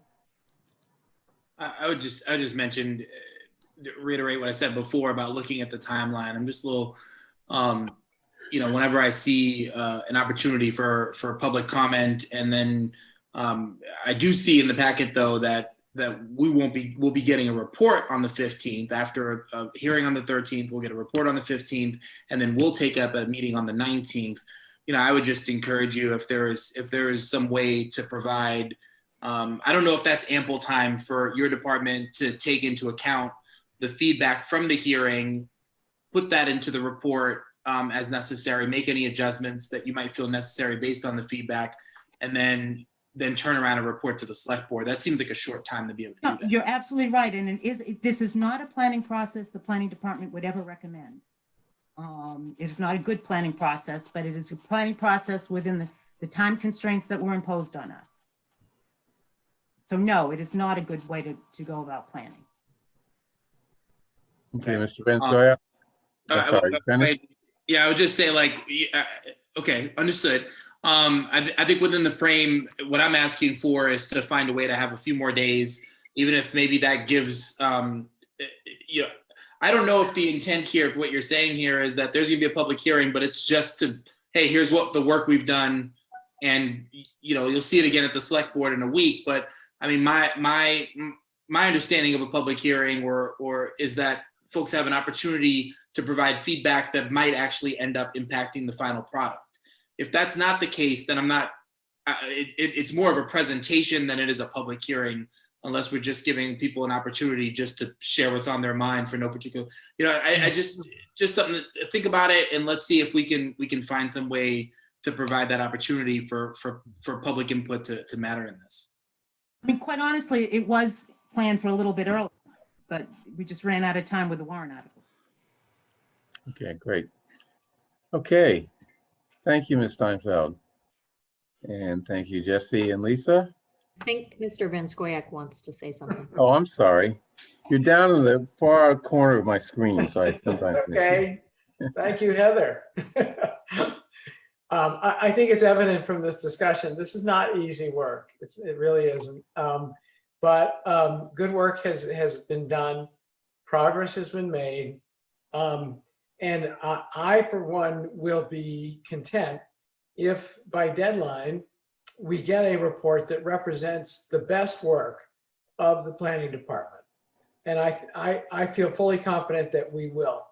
And if it has recommendations, so be it. If it doesn't have recommendations, the report is the report. What we do with the report is our decision. That's exactly. We take the report, then we decide on the basis of the report, and with the in collaboration with the petitioners who initiated this process and whom we then sort of asked to sort of be patient and go through some staff work on this before we went to the next step. So in collaboration with the petitioners, both of us look at that report. Both of us decide independently what we think should come out in terms of recommendations, and we move forward. And as an optimistic note to sort of end this on, I just want everybody to realize that at the State House today, our own state rep, Tommy Vitolo, testified at a hearing on state building code adopting fossil fuel-free incentives and or requirements. And that is a step that is still in the future, but we all know that the real answer to this is going to be when the state building code gets with the program and recognizes that there has to be a fossil fuel-free future, and the way to get there is through the state building code. And we're making progress on that because of Article 21 and the initiatives taken in a few other communities that really got the ball rolling on this. So let's give ourselves a little bit of credit and let's take a deep breath and then make more progress come January. I do have to say one more thing. Okay. You have placed the planning department in an untenable position. You are not allowing us to do our best work. And you are also ignoring other constituencies within this town who have a right and an obligation to express their concerns. And that's nobody's doing anything here. Let's I think John's right. And let's take a step back, take a deep breath and move forward. I really regret that this is turning into this type of I am too, but it's really unfortunate. Well, why don't we then hold off on our comments and we'll wait till tomorrow. Okay. Okay, so let's close this discussion. Okay, next. Change of owner interest and officer public hearing. So this is a public hearing related to a restaurant. It's a little complicated. Question of approving the application for a change of owner interest. And it talks about the tier structure of the Del Frisco's Restaurant Group, Inc. And also, we're looking for approving the application for a change of officer for Adam Scott Hallberg for Barcelona Brookline, doing business as Barcelona Restaurant. I assume the first question here is related to Barcelona Restaurant, but maybe who do we have here? Mr. Upton can explain this for us. Thank you, Mr. Chairman. Good evening, members of the board. Andrew Upton for the licensee. This is what we call an upper tier ownership transaction.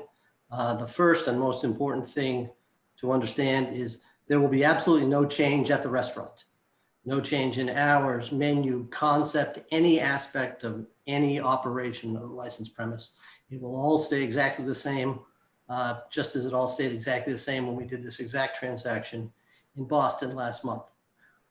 What is happening here is this company used to be owned by a private ownership group.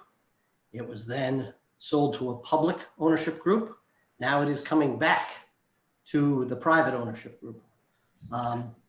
Why the organizational charts are so complex and how the tax implications of this gigantic $600 million deal work are a little bit beyond my comprehension. But the important thing is the upper tier ownership is changing, and with that comes new officers of the intermediary companies. And in fact, Mr. Hallberg was an officer of the original company, so he's very familiar with this concept. He was a originator of the Barcelona Wine Bar. And if you approve this and the ABCC approves this, there will be no difference at the Barcelona Wine Bar in Brookline today, tomorrow, or upon approval. It's merely a financial transaction, and the disclosure is mandated by the ABCC. Okay, well, it's a financial transaction, but now ownership is going to be in the hands of a private equity group. I guess my concern is, are they going to be as responsive to the town, given that their interests are beyond the restaurant business, as a restaurant that is not owned by a private equity group? Well, I think the short answer is yes. Restaurants don't make money if they're not well run. And the model of this group is to put more resources into their concepts to help them both survive COVID and prosper in the future. The ownership beforehand was a large public company. This is actually a smaller private company. So I'm hoping attention will be even closer. Okay, and the Al Catterton group is, which is a private equity firm, is heavily involved with the restaurant business, or do they have, Its all types of businesses main across the focus board? is the restaurant business. Okay. They are a specialized group that specializes in restaurants. Right. Okay. Any other questions from the board? I have, I guess, two things to say. One, so you're going to swear that the albondigas will stay on the menu. What? The meatball. Oh, okay. Yes. Okay, wait, don't bring your private interest into this discussion. And then the second Although, thing. yeah, we all agree with that. Yeah.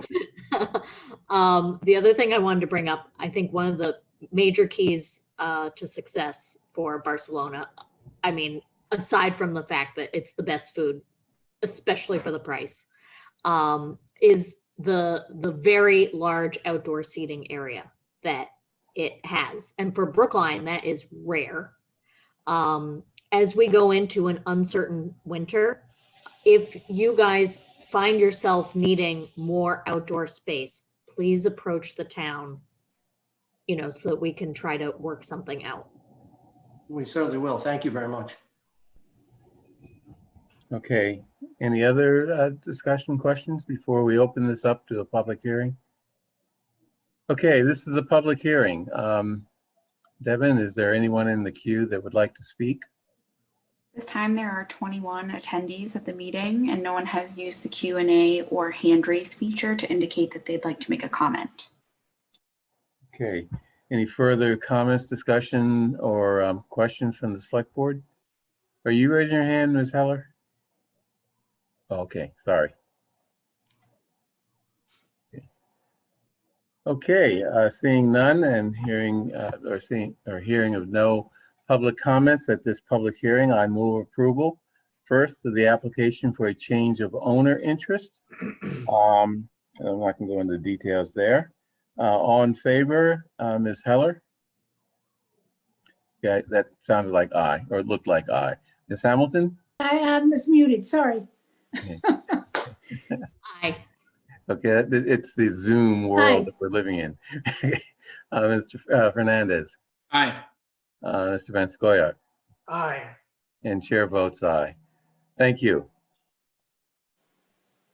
Okay, next. Thank you, Oh, Ron. I'm sorry. Next is a question of approving the application for a change of officer for Adam Scott Hallberg for Barcelona Brookline, doing business as Barcelona. All in favor of that? Ms. Heller? Aye. Ms. Hamilton? Aye. Mr. Fernandez? Aye. Mr. Van Scoyac? Aye. And chair votes aye. Thank you. All right, thank you very much. Thank you, everyone. Okay. Next, also a public hearing scheduled for 7:15. It is now 8:07. I apologize to whoever I need to apologize to. Question of approving the application for VIP Tires and Services, 128 Boylston Street, for the keeping, storage, and use of 600 gallons of motor oil and 55 gallons of antifreeze at 128 Boylston Street.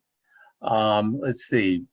I see John Quirk is, are you speaking for this company? Yes, I am, Chairman. Okay. Introduce yourself and tell us what it is that you're, what it is that your business is doing that requires this storage. Yes, thank you, Chairman. Mr. Chairman, my name is John Quirk. I'm the owner of VIP Tires and Service. And last week, we opened our store at 128 Boylston Street, the former Liner Tire, which had been there for almost 100 years.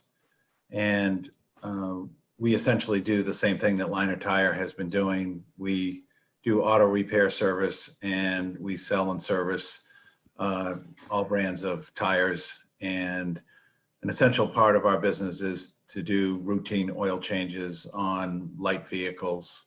And the oil storage of the 600 gallons is about 45-day supply to, we average about 7 or 8 oil changes per day.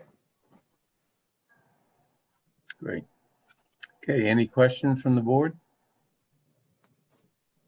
Okay, let's, Chief Sullivan, do you have anything to add to this? I see that you approved the storage.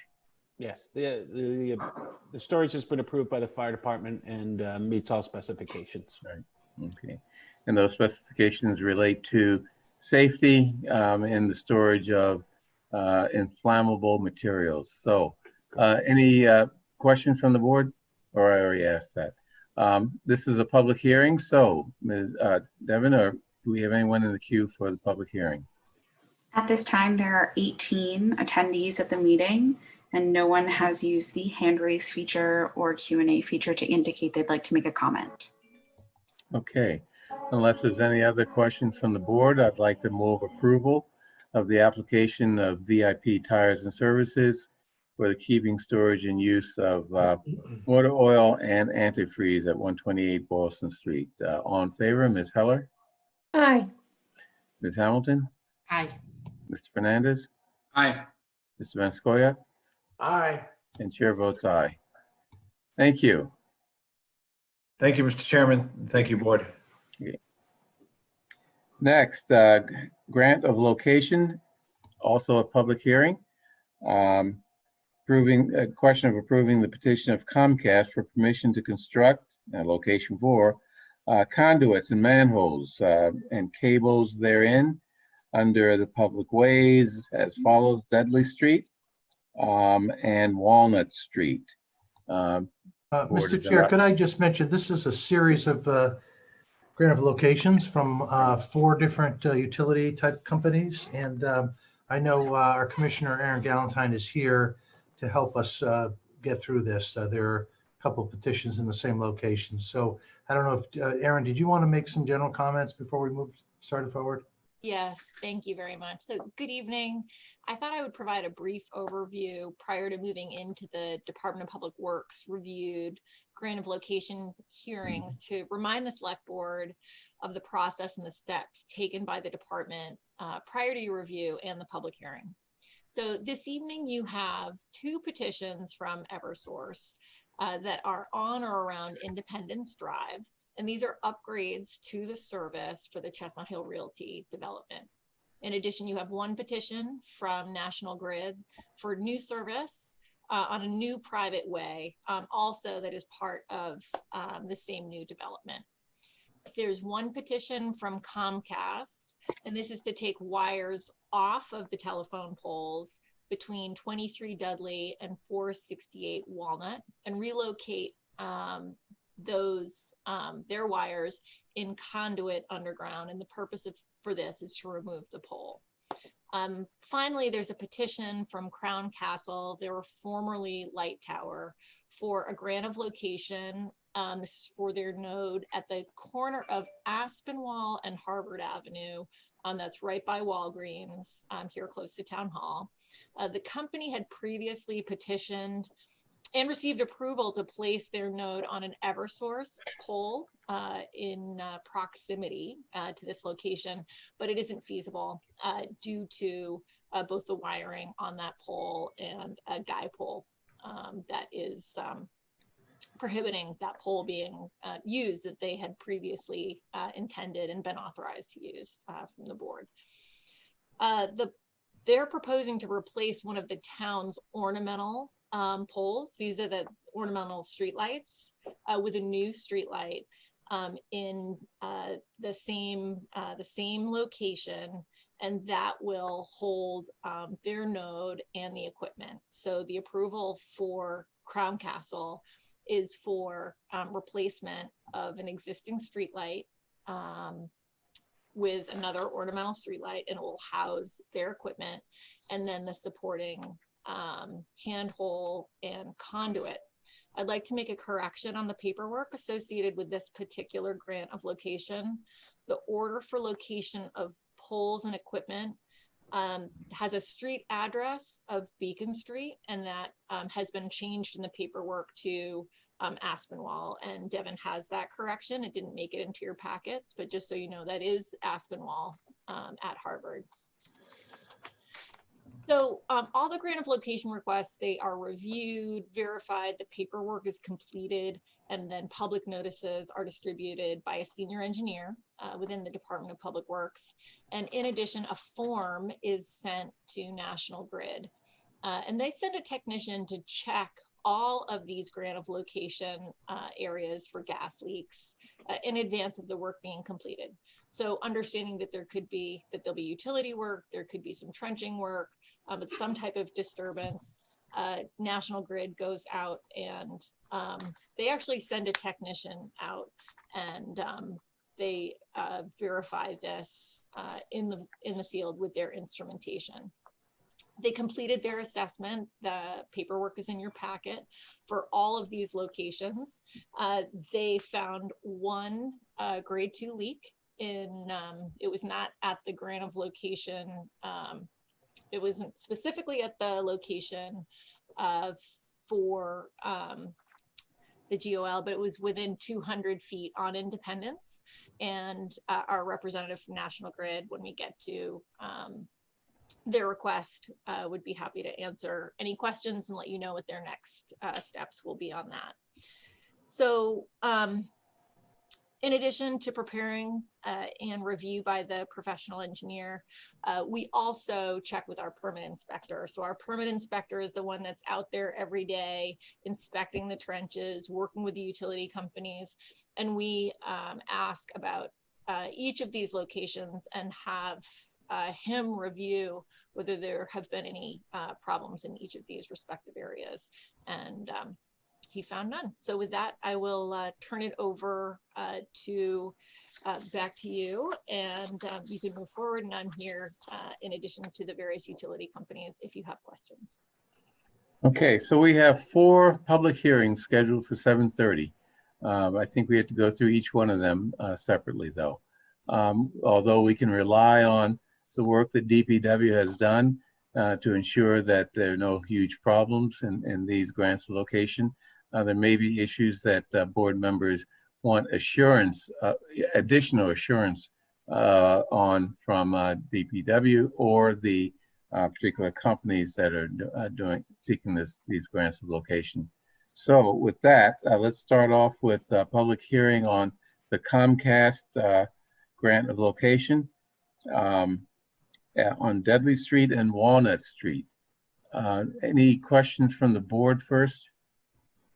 No? Okay, Ms. Fields, Devin Fields. Do we have anyone in the queue for public comment at this public hearing? At this time, there are 17 attendees, and no one has used the hand raise feature to indicate they'd like to make a comment or the Q&A. I see Tom Cortell is here. I take it he's connected to Comcast. Yes, thank you. Yes, Tim Cortell. Good evening, board. Good evening. I just want to give you a brief overview, and I'll try to keep it as short as I can.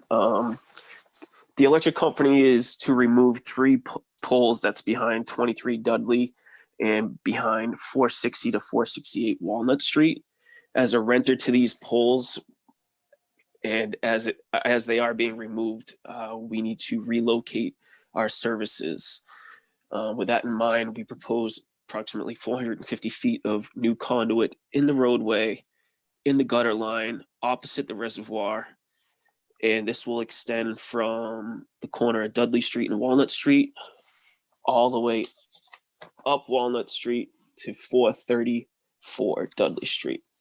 And along the way, we'll install 3 vaults that will allow us to service and put our equipment in to service each location or each house.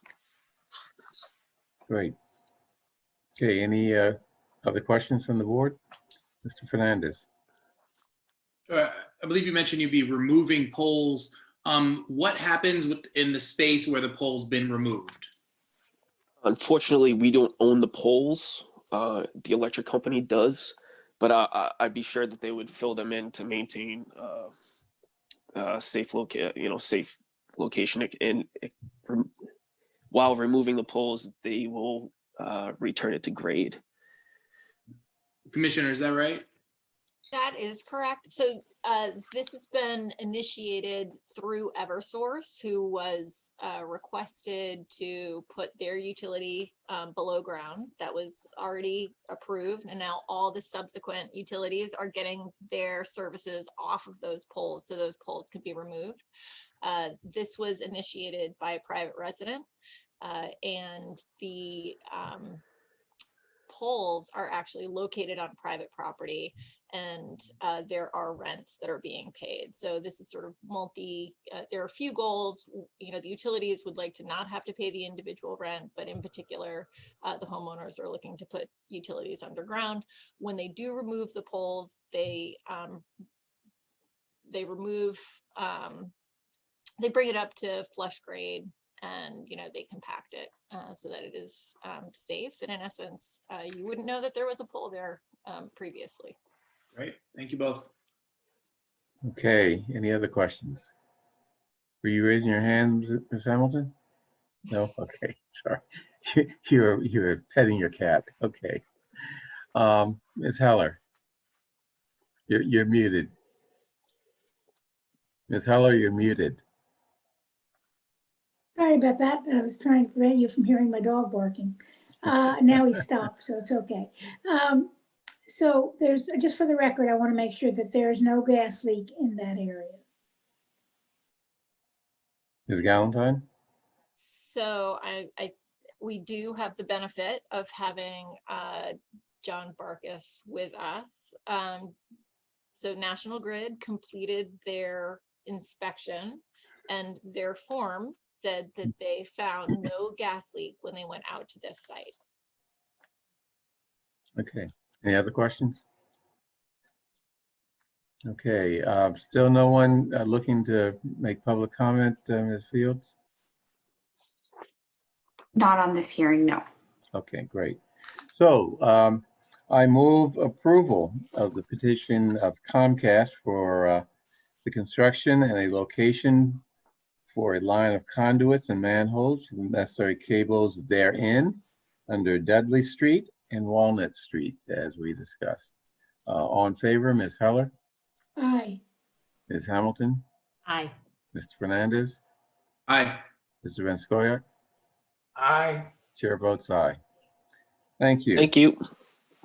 Next, grant of location, a public hearing, Crown Castle.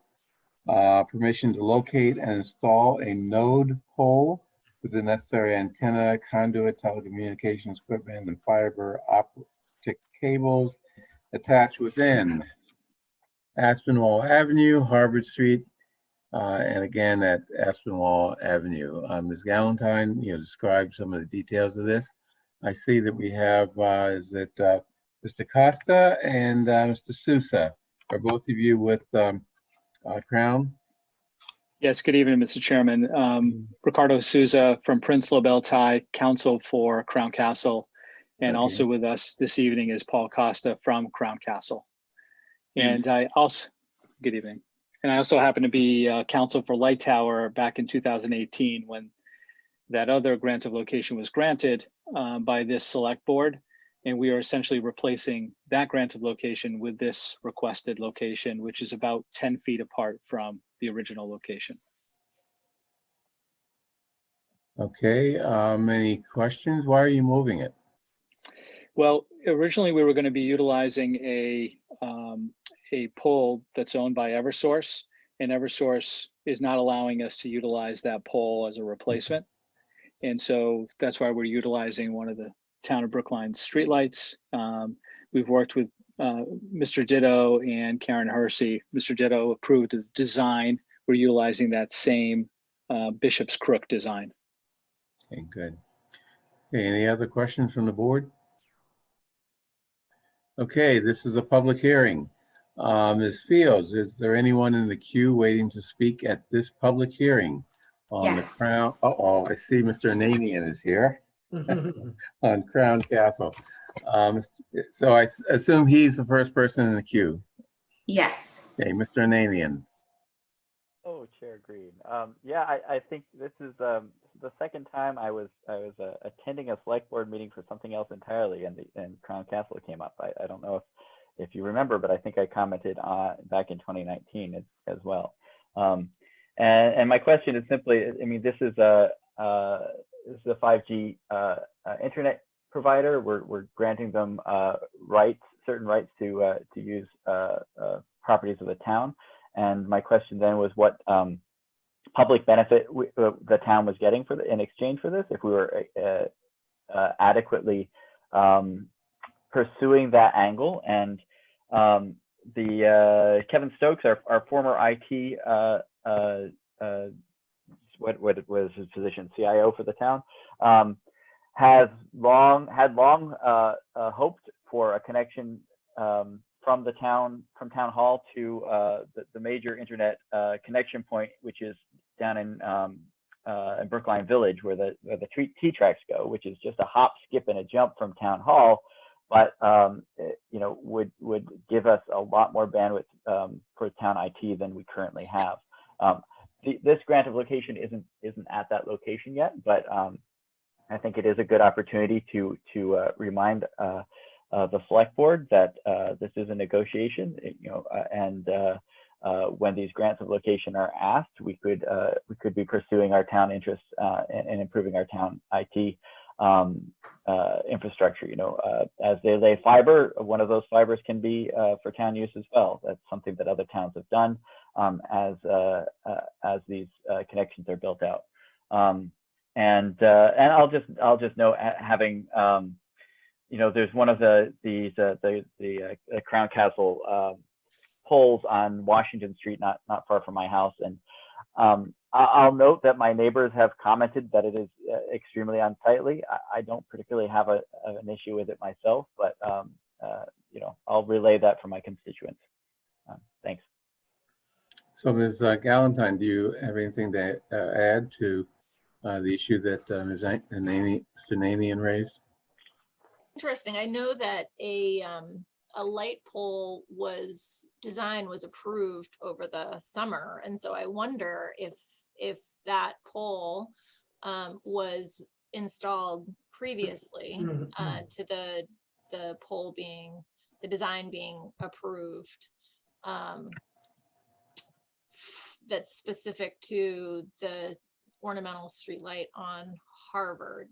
So I guess I'll ask Mr. Sousa, is it a different design? And, are there other benefits to town connectivity that we could realize with the installation of, this pole in this network? Because this is following, I think, 6 Right. other nodes that were already approved. Yeah, there are a number of nodes in town. One of the benefits is enhanced wireless service. So Crown Castle is a neutral host provider, and so its customers are the Verizons and the AT&Ts of the world. Those carriers communicate to us that there's a gap in coverage or there's a lack of capacity in that area, in that part of town. And so we're building this structure in order to provide that enhanced wireless service to the residents of the town of Brookline. We always try to keep with the like for like exchange as far as the style of pole. And so in this case, we're utilizing the Bishop's Crook because that's the existing streetlight that's there. We've always been told, try to maintain the same aesthetic as far as the streetlight design for wherever you're placing your installation. And so we worked with Peter Ditto to try to get a design that was approved that would be able to accommodate the wireless DAS antenna at the top and also our radio cabinet on the pole. And that's what we've done. And Peter Ditto has approved the design for this particular location. I'm not sure about the other 6 that you mentioned, but I apologize. So that Somebody was spoke to going to the say issue of something. the aesthetics of the poles. I think Mr. Namian was talking about access to the 5G net, 5G system.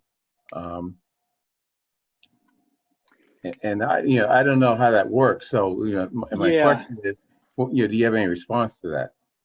I guess I would say, Mr. Chairman, this is we're not building a public wireless network. We're enhancing a private network. And so the customers of Verizon, for example, for which this node is particularly being built, will be able to benefit from that enhanced wireless service. I have seen situations where, and I think where the abutter was going is where we can put in a shadow conduit, next to our conduit. We're essentially laying conduit for about 69 feet for both fiber and power. And there are situations where in some municipalities we're required to put in a shadow conduit. The question is, where's that conduit going to go? I'm not sure if that was one of the questions. In addition to that, sometimes there are license fees as well to be able to utilize the actual street light. And Paul, I don't know if you can speak to the license agreement and if there are any license fees to the town of Brookline for our nodes. I'd have to double check on that, the license fees there for that. Mr. Chair, I believe there are, and but I don't have the details handy, so I'd like to have an opportunity to get back to you on that. Okay. Could Mr. Namian, why don't you write up your concerns and send it to town administrator and the IT director, and hopefully we'll see what we can do about this, if anything. Yeah, I will. And we should probably bring in Ms. Yang as well, since this was a conversation I had with Kevin Stokes a couple of years ago at a meeting of a bunch of IT administrators for the towns and cities around here. So I'll bring her into that conversation as well. But yeah, follow up on that. And I assume Ms. Galantine is nothing that your department would be involved with. Okay, good. Support okay. whatever the town decision is. All right. So this is a public hearing. Have we opened the public hearing yet? Yes, and Scott Ananian was the first Okay, and right, only. Oh, it's getting late. It's getting late. Mr. Van Scoyac. I just want to express a preference in the future.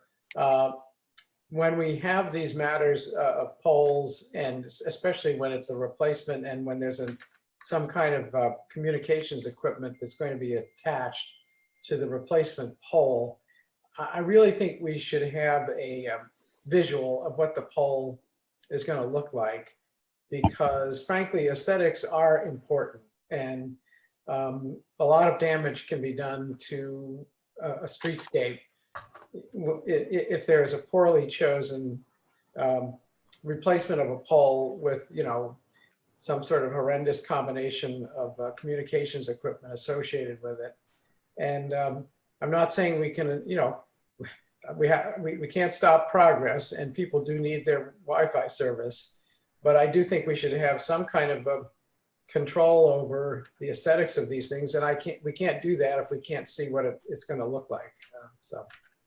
Okay, great. And I would say that as part of our plans, we did have a before and after photo that was embedded into the plans themselves. Okay, great. Okay, any other questions? Ms. Fields or anyone else wanting to speak? At this time, there are 19 attendees at the meeting, and no one has used the hand raise or Q&A feature to indicate they'd like to make a further comment. Okay, then I move approval of the, let's see, where are we? Move approval of the petition of Crown Castle for permission to locate and install a node pole with the necessary antenna, conduit, telecommunications equipment, and fiber optic cables attached within the public ways that include Aspinwall Avenue, Harvard Street, and also, again, on Aspinwall Avenue. All in favor, Ms. Heller? Aye. Ms. Hamilton? Aye. Mr. Fernandez? Aye. Mr. Van Scoyac? Aye.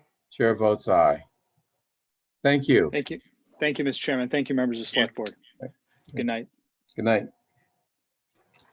Next, grant of location, another public hearing, Eversource.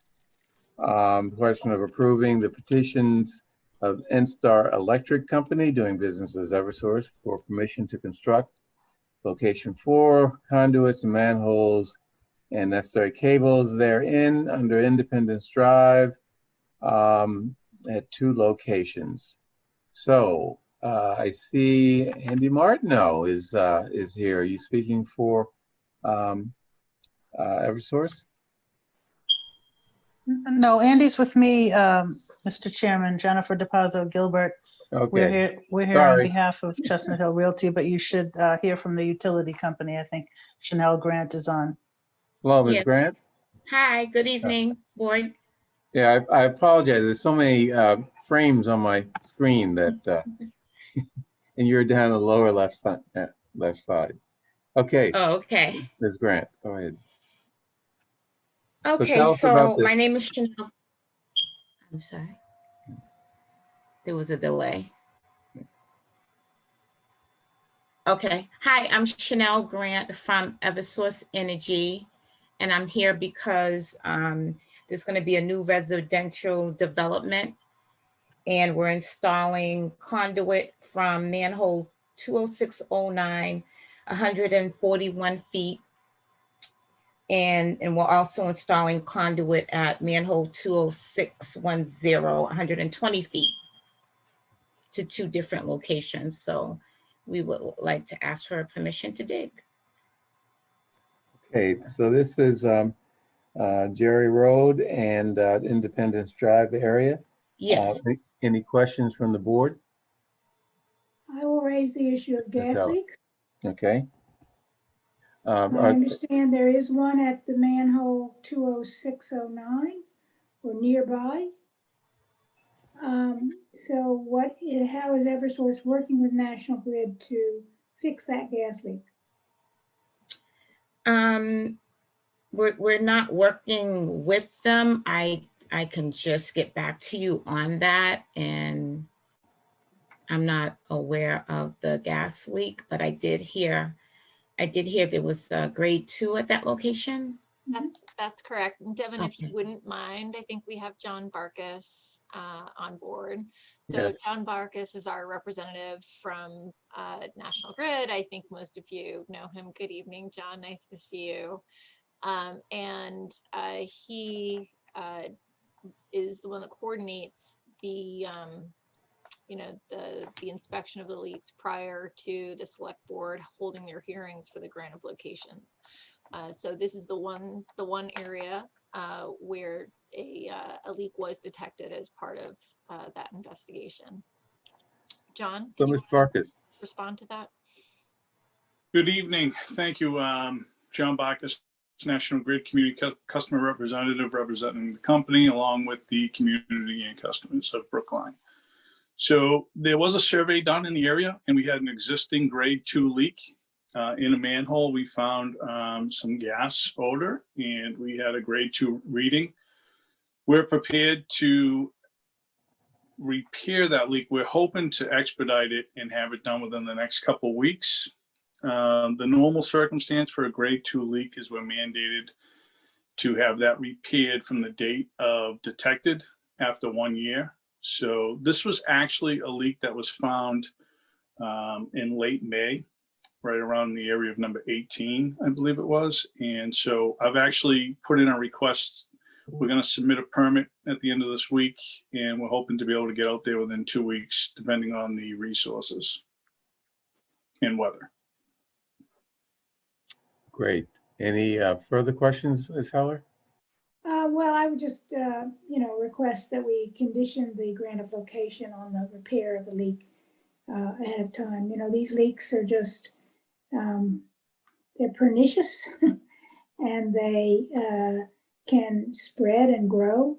And so we really want to get them taken care of as expeditiously as possible, where we find one where the area is already being dug up.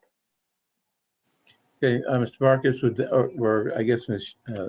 Grant, would that impede the ability of you to do the work here if you had to wait? Mr. Marcus says, what, 2 weeks before it's fixed? Yes, if you were to approve it, we were going to start the work on November 18th, Wednesday, November 18th. It's next week. Yes, if it's approved. Yeah. If you So if it's conditioned on fixing the gas leak, you wouldn't be able to do that. Okay.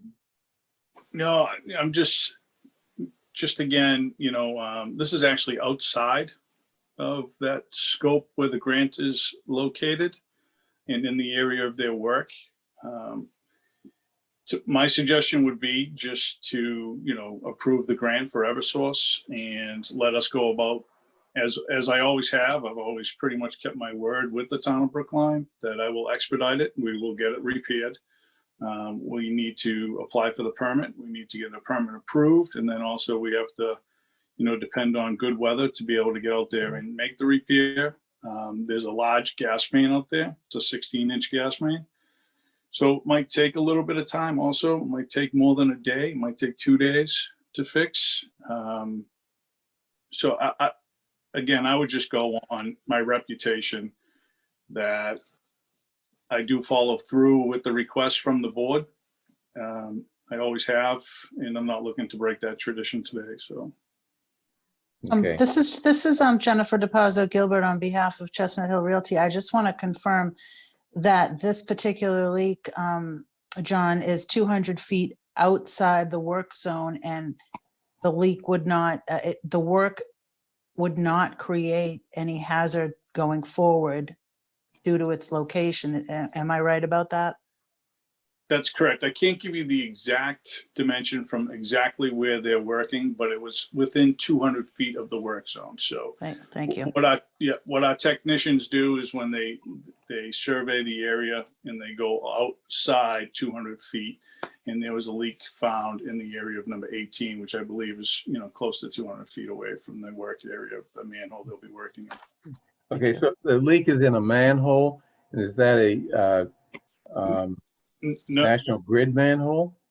No, that is not a National Grid manhole. So what happens is when there's a gas leak, it finds the most resistance, least resistance for the gas to escape. So just like it could be a catch basin, could be a manhole, could be a conduit, could be a crack, could be the curb line. This one here was found in a manhole, and it is not a National Grid manhole. It is not a gas leak in the manhole. That is just where the gas is escaping. Is there any possibility of igniting that gas, or as it's coming out of the ground when Eversource is doing the work? No. So it's classified as a grade 2. As you know, I think everybody's well aware we have grade 1 leaks, we have grade 2 leaks, 2As, and grade 3s. This one is a grade 2 leak. Again, we're mandated to repair that within a year of the date detected. So I will have it expedited. I've already put in the request to have it expedited. Again, we have to apply for a permit, submit the permit, approved, dig safe, have technicians go out there, pinpoint the leak, repair the leak, backfill, pave, and be out of I have a suggestion. This usually what we've done is we have conditioned these grants of location on the repair of the leak. But I would be willing to ask you, John, to come back to us on, say, December 1st, which is 3 weeks away, and give us a report about this. Would you be willing to do that?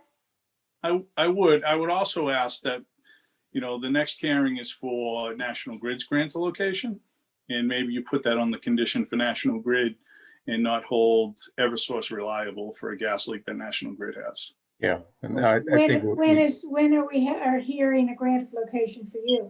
The next one. Next. Right now. Yeah, Next what? Next one hearing. up.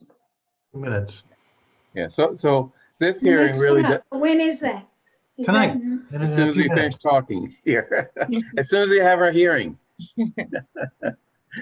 Okay, Ms. Fields, is there anyone, this is a public hearing, so I'm opening the public hearing. Ms. Fields, is there anyone in the queue waiting to speak?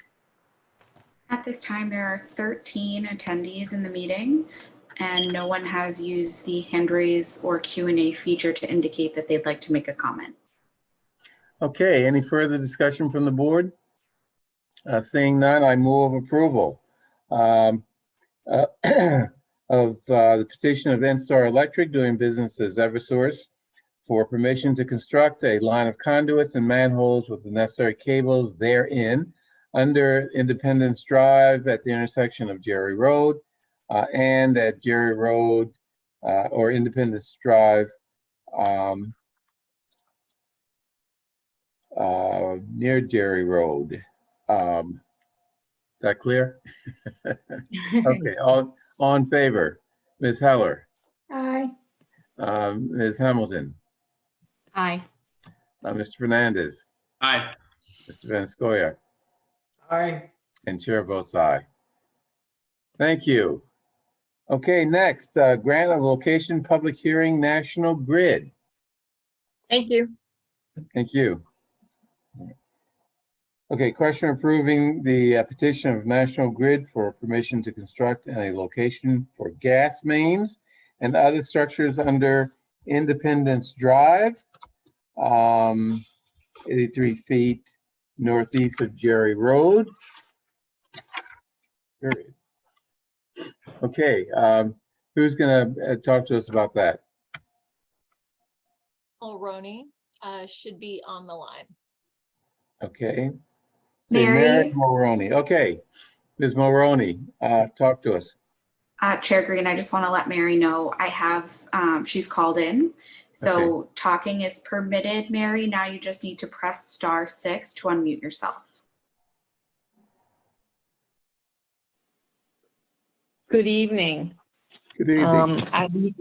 I'm here presenting on behalf of National Grid, who respectfully requests your consent to install and maintain approximately 50 feet of 4-inch plastic at 300 Independence Drive from the existing 16-inch main on Independence Drive. It's to serve Ellery Court, Asheville Road, a new development being built and has been built in Brookline. Okay, anything else? Okay, Ms. Galantine, do you have anything to add to this? Nothing to add, thank you. So is this, by the way, plastic pipe? This is not PVC pipe, is it? So again, John Bacchus, National Grid. No, what will be installed on the road will be connecting to a 16-inch steel line. We'll be connecting plastic pipe for the new development. Okay, so this is thick, strong plastic pipe? That's correct. The PVC pipe, okay. Yeah. Okay. So anything else? Any questions from the board? Have No. you examined this area for gas leaks? This I is guess there aren't any because is there no gas main there now? well, what it is there's a gas main on Independence. And again, we surveyed the same area for the request for Eversource. So we're going to go out there in good faith and we're going to make the repair to the grade 2 leak that's out on Independence. Okay, any other discussion? Okay, this is a public hearing. Let's open up the public hearing. Ms. Fields, is there anyone in the queue? This time there are 14 attendees and no one has used the Q&A or hand raise feature to indicate they'd like to make a comment at this time. Okay, any further discussion from the board? Just one quick question for Mr. Barkus. You've in the past presented with us sort of a listing of all of the leaks and exactly where they are and sort of the schedule of being repaired. I think it's been a while. I'm wondering if that's something you can, it doesn't need to happen right now, but if there's a document that you can send to the board to update us, and maybe at a future meeting we can talk more about it. But I think that'd be helpful to have an update on that at some point soon. Sure. Normally in the past I've delivered numbers, the actual leak numbers that are in the town, from the grade 1s all the way down to the grade 3s. But I can tell you that National Grid has been working on a almost live updated leak map, similar to like the heat map. It'd be amazing. Yeah. We're very hopeful that after the first of the year, it's going to be live and it'll be available on our website. And it'll be updated on a regular basis. So that's something that's coming soon. A lot of people have been pushing for this. And again, National Grid is trying to work with the communities and let them know that, we also do want to work on gas leaks and to repair them. So this is something that's coming soon. I can provide numbers for you if you'd like. And then again, we could discuss more in the future about this gas map that's coming. Great. Yeah, That'd be my great. only Great question development. for I'd say just getting us down to 0 would be a better development on and not needing a map, but in the interim, that'd be a really welcome development. Thanks. Ms. Can Galantine? you tell us, John, if we still have 350 leaks in town? So right now you have 193 grade 3 leaks. And you have three grade 2A leaks. And that's an internal investigation that we do. We kind of grade them a little bit more depending on the area and the location. And then you have 22 grade 2 leaks, which is actually down about 6 from a month ago when I last ran the numbers. So again, it's 22 grade 2s. 3 grade 2As, and then 193. So that's where you're at right now with your gas leaks. And we do have a couple of jobs coming off the books pretty soon. We've had that big job that's been, out on Harvard Street. That's coming off very shortly. And that'll be all wrapped up. That's going to eliminate a couple of more leaks that'll come off of our records. So we are working, and we're working with, the town to try to go after our leak prone pipe. As you know, this is something that I go after a lot with you. So, I know. but Ms. Galentine? you're not at 350. Okay, good. And that will Ms. show on Galentine. that map you're talking about, on the live map. It will That- show on the map, and I was just going to suggest for the board's consideration that perhaps after the new year, that John could come back and join us, and we could potentially do a demonstration of the new live map. So maybe that would be great. more informative. The public would love to hear that rather than seeing, a list in 3 weeks. Maybe we wait a little bit longer and share that map. If you would be willing, John, to do that, I'd be glad to attend with you. Yeah, that sounds like a great opportunity for National Grid. Okay, great. So let me just confirm that the leak that we were talking about recently is the leak that you're going to fix in 2 to 3 weeks. And that leak is near this. And he was agreeing grant location. to a condition of his grant of location, that it be conditioned on the repair of that leak. Okay, The is one that at going pole 2609, is that right? Or manholes 20? So any leaks in that area, we're going to take care of. Right now, I'm aware of one leak in that area that I've already expedited. It's a grade 2 leak. We will be taking care of that leak. Yes. So if we condition approval of this grant of location on completing the repair of that leak, is that going to disrupt your work, Ms. Maroney? Well, they would have liked to have gotten started on it, but I'm sure a 2-week delay isn't going to. I prefer to get it and then have John finish his end and have the leak repaired and everything. But whatever you think is best. Well, I mean, I don't want to delay this work. And John has worked with us, for quite a while now. And from what I understand, I'm not the expert here, but from what I understand, he's been very diligent in addressing the issues that have been raised with respect to gas leaks. So, I mean, I'd like to just approve this without conditions and just monitor that he's completing the gas leaks, or he's having the gas leaks fixed within the time frame that he laid out. That would be greately appreciated. Well, I don't feel like that, Bernard. So okay. I would, and it's not that I don't trust John, and because I think he has been very good, but I want to make sure that these leaks are fixed. We've had a lot of problems with National Grid in the past, and we just should be more safe than sorry. So I want to make sure that we get that leak fixed. I don't. It bothers me that we're having a lot of construction in that area, and we have a gas leak there. So let's get it fixed. And the best way to do it is to condition these grants of location.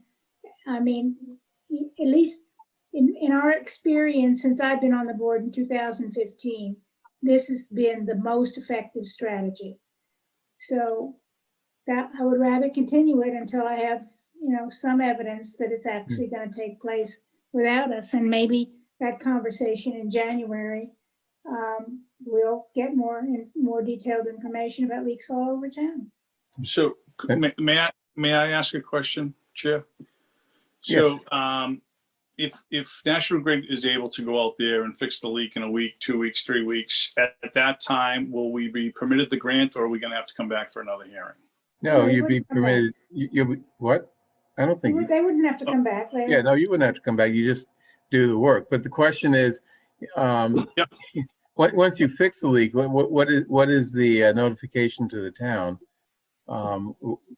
Well, you send an email. Yeah. So once we complete the leak repair, I can then notify the commissioner and let her know that the repair has been made. We do have inspectors out there, that go by our jobs quite frequently.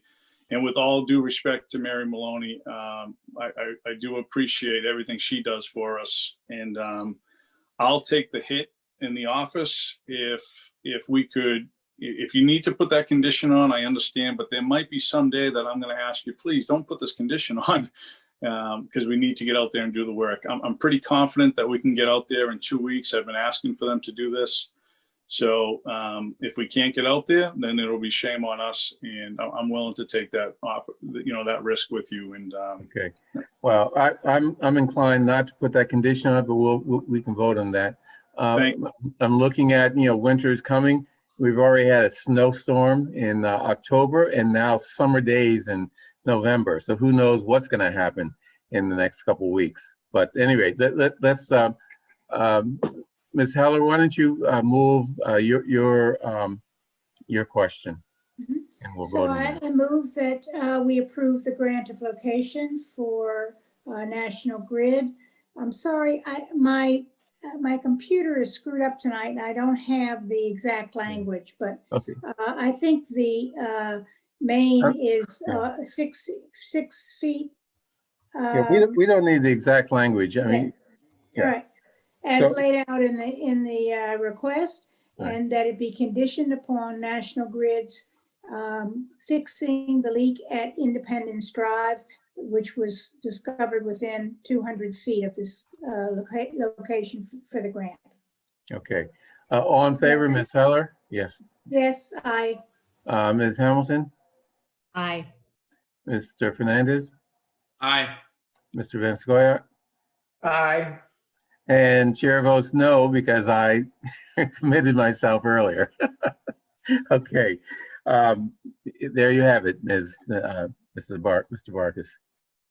well, thank you all. Have a great night. Thank you. You too. Yeah. And you've grown a beard since I saw you. Sorry. You look great. Before Mr. Vargas signs off, I will say that I will commit to you, when you call in that chit and say, I need you to approve this, I really respect that you were willing to take one for your team this evening. So I will remember. Well, thank you all. I appreciate working with you. Thank you. Good. Well, we appreciate working with you, and we want to incentivize National Grid to continue providing the services you provide to us. So thank you. All right. Have a great night. You too. Okay. Next, warrant articles. Further review and possible reconsideration on the following warrant articles for the fall 2020 fall town meeting. Okay, Ms. Goff, you want to take us through this? You're muted. I thought I had hit it.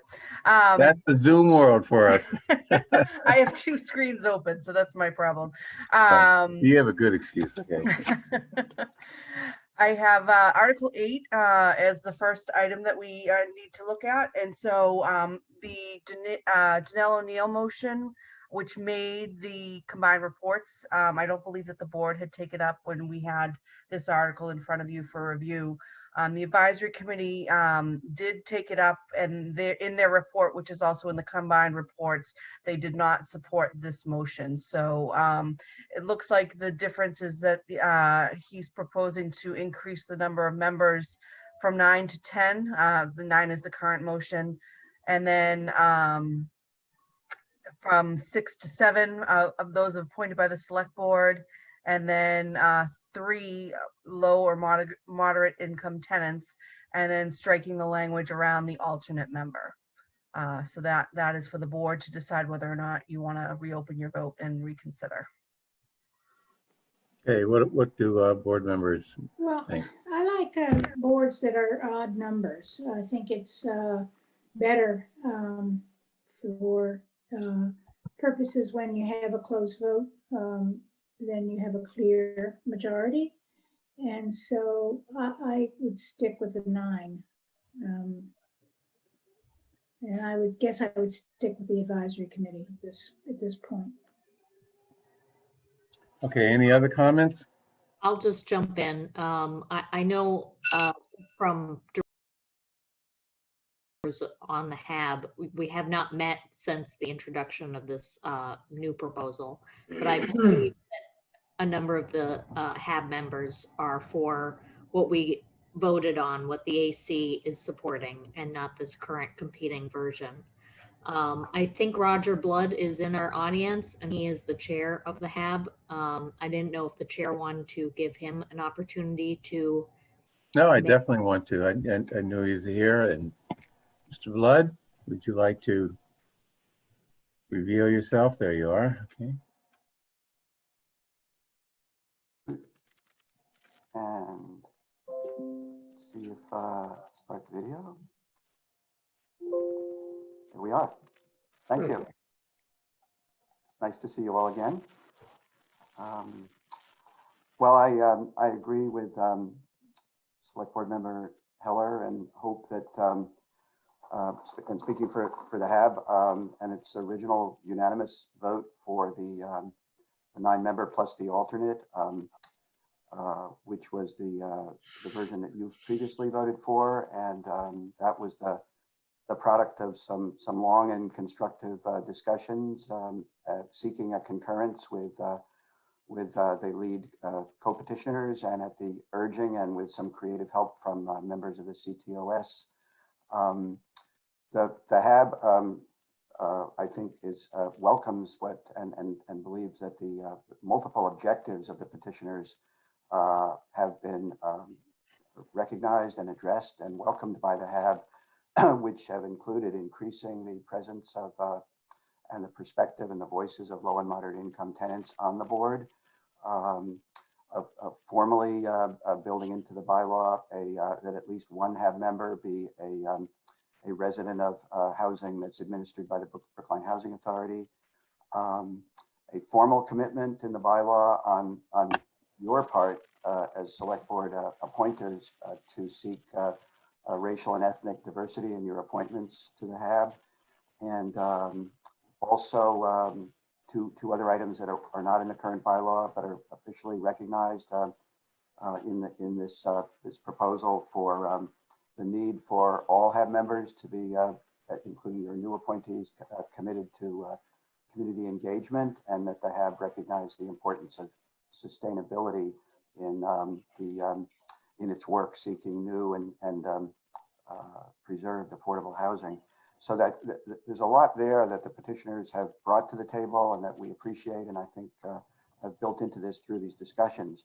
What we're hoping for, on the other hand, is kind of a recognition that our basic goal is, and the formal requirement is, one of being a fiduciary and a technical board in service to you, the Board of Selectmen, with we as the trust fund, and as a technical advice and support to the planning board and ultimately to the ZBA. And of course, those two boards, as well as the HAB, are appointed members primarily for their specialized or technical expertise in providing good, solid advice.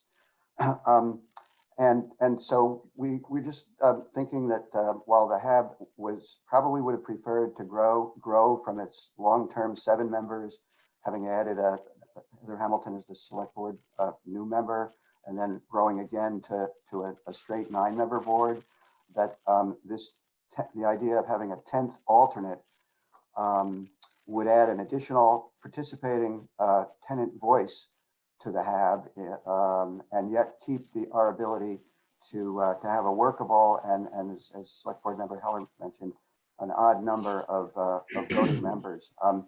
The larger a board gets, there's no magic limit to where the limit is, but the recommendations from the CHAPA and Mass Housing Partnership suggest that housing trusts range from a minimum of 5 to a maximum of 9 voting members. One interesting new kind of a metric, I guess, that I think kind of adds to our hopes that you'll reaffirm your vote. There are, this is also from Mass Housing Partnership, the staff person who studies this. There are actually now 115 municipal local housing trusts in the Commonwealth of Massachusetts. Brookline was one of the first half dozen or so, and we've got a lot of company now.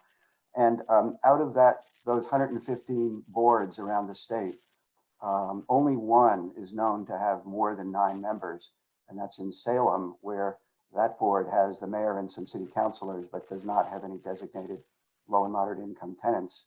And also of interest, and I'll be brief and conclude here, of those 150 housing trusts, MHP knows of no other one of all of those that has designated required seats for low and moderate income tenants. So in a way, Brookline should be pleased that David Treach, in conceiving of the Hab many years ago, broke some new ground by requiring the one low and moderate income tenant seat that we have. And we welcome this addition of new voices to the board, but hope you'll confirm it at 9 voting members plus the 1 alternate, and we'll make that work. Okay, great. Thank you. Is there any interest on the board to reconsider our vote? Mr. Fernandez. Yeah, I mean, I think so. Frankly, I think we missed something here when we took this up last time, and this came up in the Diversity Commission. The Diversity Inclusion Community Relations Commission meeting, which unanimously, I think, Melissa, tell me if I'm wrong about that. I don't know if you've gotten the vote yet and the discussion, but overwhelmingly, certainly, if not unanimously, voted in favor of this amendment, and that is that the member or members, in this case, I think 1 member from this low to moderate income background, is the person that's the alternate. If for some reason we need to maintain an alternate, that we can see, maybe not the chair, maybe Roger could be the alternate voter, maybe someone else, but that there's something really particularly distasteful about on a board that is specifically focused on improving the condition of folks from low to moderate income, to have one of the members who happens to be low to moderate income be the only person that is not a full member, and I tend to agree with them. I don't know that if there's another way to fix this, whether it be sort of increase the number to 2 and have them be voting members. I think that maybe still puts us at, I'm not sure if that puts us at an even odd number. There's so many of these versions going around. But I think we should really think about what that means and whether or not that's the kind of membership we want to further, not just on this board, but on others potentially. So I just have one, well, maybe 2 questions. I think there's an assumption. I totally get where the Diversity and Inclusion Commission is coming from, but I think they're not taking into account that there already is a full voting member that represents low and moderate income by being, a resident. So, Roger. And this would, the alternate would be 3rd. In addition to what is already there and is missing in a lot of our peer communities. I think there's also an assumption made about whether or not this person is a person of color, because they come from a low and moderate income. It's unclear to me, who this person would be that would be an alternate. So I just throw that out there. Okay, any other interest in reconsidering our vote? I would just like to get clarification of the facts. Can we rely on the correction here that in fact there are 2 low to moderate income tenants, and this would add a 3rd as an alternate member? Is that correct? There's 1, for most of the Habs years, we had 1 out of 7. Then the select board member came on as the 8th. That was 1 out of 8. And the Hab members felt like we could very well constructively go to 9 and increase the low and moderate income voting members from 1 to 2. So that's kind of a given. And then the question was, can you get more voice at the table from low and moderate income tenants? And this was a way that was offered through the CTOS, and the petitioners and I explored this extensively. And and thought that it was a good way to kind of bridge a gap without making the HAB unwieldingly large. And actually, to Select Board Member Fernandez's point, there was some discussion about two alternates for balance, that there would be an alternate that was not a low and moderate income tenant. And that was felt to be, not needed and not really the purpose of the petitioners. So this was a net addition of an additional low moderate income tenant. So Okay. just so that I'm clear, what John was saying is that the proposal that we have already voted on is now two people are coming from low and moderate income. And the 10th member would be yet another. Okay. And the rest would be people who have expertise in the area of low-income housing, correct? One facet of or another. Various forms of expertise in affordable housing and housing, including the finance, the legal, the planning, and that also includes the designation of representative of the Housing Authority Commissioners and the Planning Board, as well as the Select Board. Well, and also, as has been pointed out, excuse me, at the CDICR discussion of this, none of us should assume that the low to moderate income tenant members might not also be experts in finance, experts in, you name it. So it's not like there's one set of members that are experts and then there's, some low and moderate income tenants. There are all experts in one form or another. And this requirement would put two in the category of low to moderate income tenants and add a third who would be an alternate voter on the commission. I'm just wondering if my colleague, Mr. Fernandez, does that allay your concern? No, I mean, I would love to hear a good rationale as to why 3 is too many. I just haven't heard that rationale. Is it just too many low income people? I know that's not what you're saying. I'm trying to understand the rationale. Absent the I think if it is the total number of people on the board, then there are other things we can do about that, I think. But I'm trying to understand why this seems to put the board out of balance, is adding person. I'll throw in two things. One, we will inevitably have some quorum issues as soon as we get above 9. It happens. I've been on boards and commissions where, it's over 9 members and you do start to encounter some problems with reliability of people to attend meetings. The other thing that I'll point out is, right now it's an 8-member board. We're adding yet another voice, and if we add 2 more voices, my concern is the conversation will be dominated by very specific issues, and it will close out us from looking at the entire town, because 3 voices is a lot on a board of like 9 to 10 people representing one very specific frame of mind. Well, I agree with what Select Board Member Hamilton said, and the odd number and the sheer size of the board. One thing that hasn't been mentioned, and it's an additional consideration, not maybe a big deal in the overall picture of things, but at least in my experience with the HAB, which is staffed by the planning department very well. The more members on the HAB, the more staff hours it requires to support the HAB.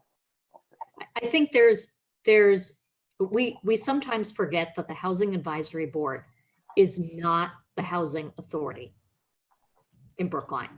And that's a distinction that in my opinion, is at the crux of this warrant article. What is the charge of the HAB? And by putting 3 voices basically from the housing authority, do we miss out on opportunities of affordable housing that is outside of the realm of the housing authority?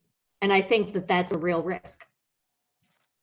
Yeah, I don't think that necessarily would be the case. I mean, there are plenty of people that will qualify for this that do not live in BHA properties, and I would hope that the board would seek them out to apply. I just think we have a difference on this. I think this is going to be a tough sell at town meeting, but I guess we'll see how it plays out there. Okay, any other desires, any other board members desire to reconsider? Okay, only one, so let's move on to Article 17. Okay, Article 17, we had taken up before the advisory committee got their hands on it.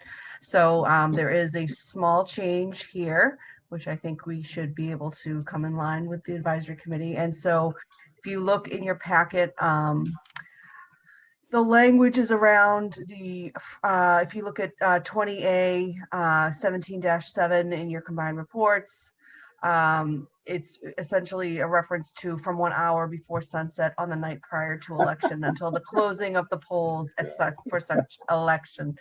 And I believe that the petitioner is supportive of this language as well. What did the advisory committee do? They just clarified on when the signs can be pulled and when they can be put up. So. What do people think? You want to reconsider our vote? No. No? Okay. Anyone? No? Okay, let's move on. Okay. I wasn't expecting it to go that way. Well, what were you expecting? I thought that we would try for reconciliation, given that it was a minor change, but maybe I'm not understanding that it isn't a minor change. It seems like such a silly change. I think we should probably just for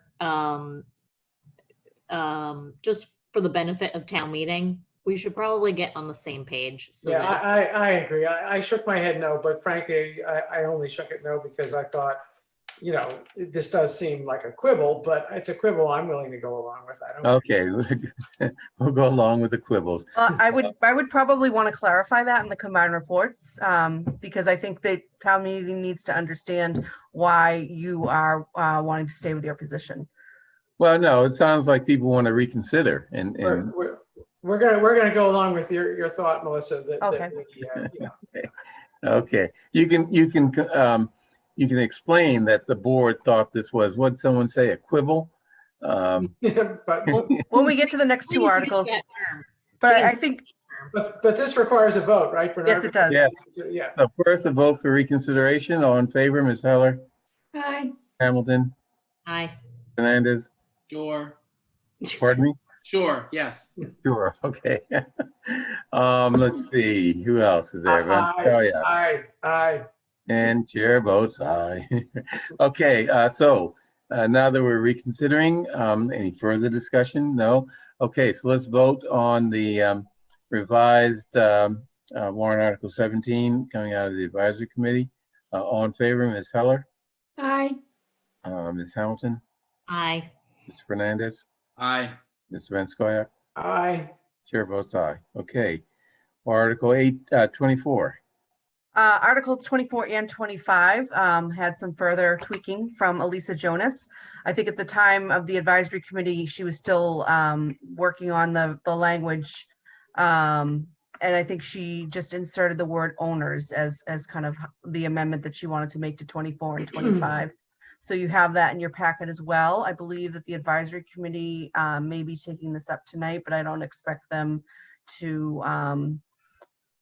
I think that they're supportive of the change as well. And then you can see that she's got an explanation behind putting owners into the warrant article as well. Okay, so these are absent landlords that she's talking about. I think she just wanted to make sure that in addition to residents and tenants, that it's just to clarify the reach that these articles are looking to meet. Okay, so what do people think? So we're looking to reconsider our vote, and you're saying the advisory committee is considering this again? They're at the time that this amendment was proposed, she hadn't kind of figured out how she wanted to phrase it. So now we've got owners as what she wants to do. So they will be taking it up, I believe, tonight, and I expect them to pass this amendment. Okay, so what do we think? Let's go with the added owners to the, yeah. Does everyone agree with that? Okay, we'll vote to reconsider. Move reconsideration. Ms. Heller, Aye. Ms. Hamilton, Aye. Mr. Fernandez, Aye. Mr. Van Scoyac, Aye. chair votes aye. Vote to approve or move favorable action on Article 24 with the word owners, meaning absentee landlords, added to residents and tenants. All in favor, Ms. Heller, Aye. Ms. Hamilton, Aye. Mr. Fernandez, Aye. Mr. Van Scoyac, Aye. and chair reluctantly votes aye. Okay, zoning, okay, that's 24 and 25. Yes. Okay, That's both of them. do we need to, okay, I should have said 24 and 25 for reconsideration. Okay, so let's go through the drill with 25. Warrant Article 25 with the same changes. Move for reconsideration. Ms. Heller, Aye. Ms. Hamilton, Aye. Mr. Fernandez, Aye. Mr. Van Scoyac, Aye. and chair votes aye. Move the language of the advisory committee, adding owners to residents and tenants in warrant article 25. All in favor, Ms. Heller, Aye. Ms. Hamilton, Aye. Mr. Fernandez, Aye. Mr. Van Scoyac, Aye. chair votes aye. Okay, warrant article 28, fiscal training. So last week we had an amendment proposed by Mike Toffel around reporting requirements for who actually is completing the training. Mike actually met with Carla and Mike Sandman to kind of fine tune his amendment. And so what you have in your packet is the agreement that was brokered with these parties. And I would expect that the advisory committee would likely support this as well. Okay. Let's see what's in our packet. Page 386. 392 on mine. Packets are a little messed up tonight, I think. Well, it's the latest version of the packet. It's titled AC Recommended Motion, changes agreed to by Mike Toffel, Mike Sandman, Cliff Brown, and Carla Benka as of 11/5. And it's also in your folder, your OneDrive folder, if it's easier to access it there. Yeah, that's what I'm going after or looking at. Okay. No, it's not easier, actually. Nothing's easy in Zoom world. So, okay, so what is the difference that advisory committee is now pushing? So essentially, it's about reporting who is getting trained and making sure that that is something that is being tracked. So within 1 week of the conclusion of any training session identified in this section, the training session organizer shall transmit in writing the names of all attendees of the office of town to the office of town clerk. The office of town clerk shall then update within 4 weeks the public record of compliance and non-compliance by town meeting members, which should be publicly accessible on the town website. That's fine. Let's go. Let's vote. Well, okay. Okay, move for reconsideration. Ms. Heller, Aye. Ms. Hamilton, Aye. Mr. Fernandez, Aye. Ms. Van Scoyac, Aye. and chair votes no. So, any rate, go ahead. We'll move for the new warrant article 28, fiscal training. All in favor, Ms. Heller, Aye. Ms. Hamilton, Aye.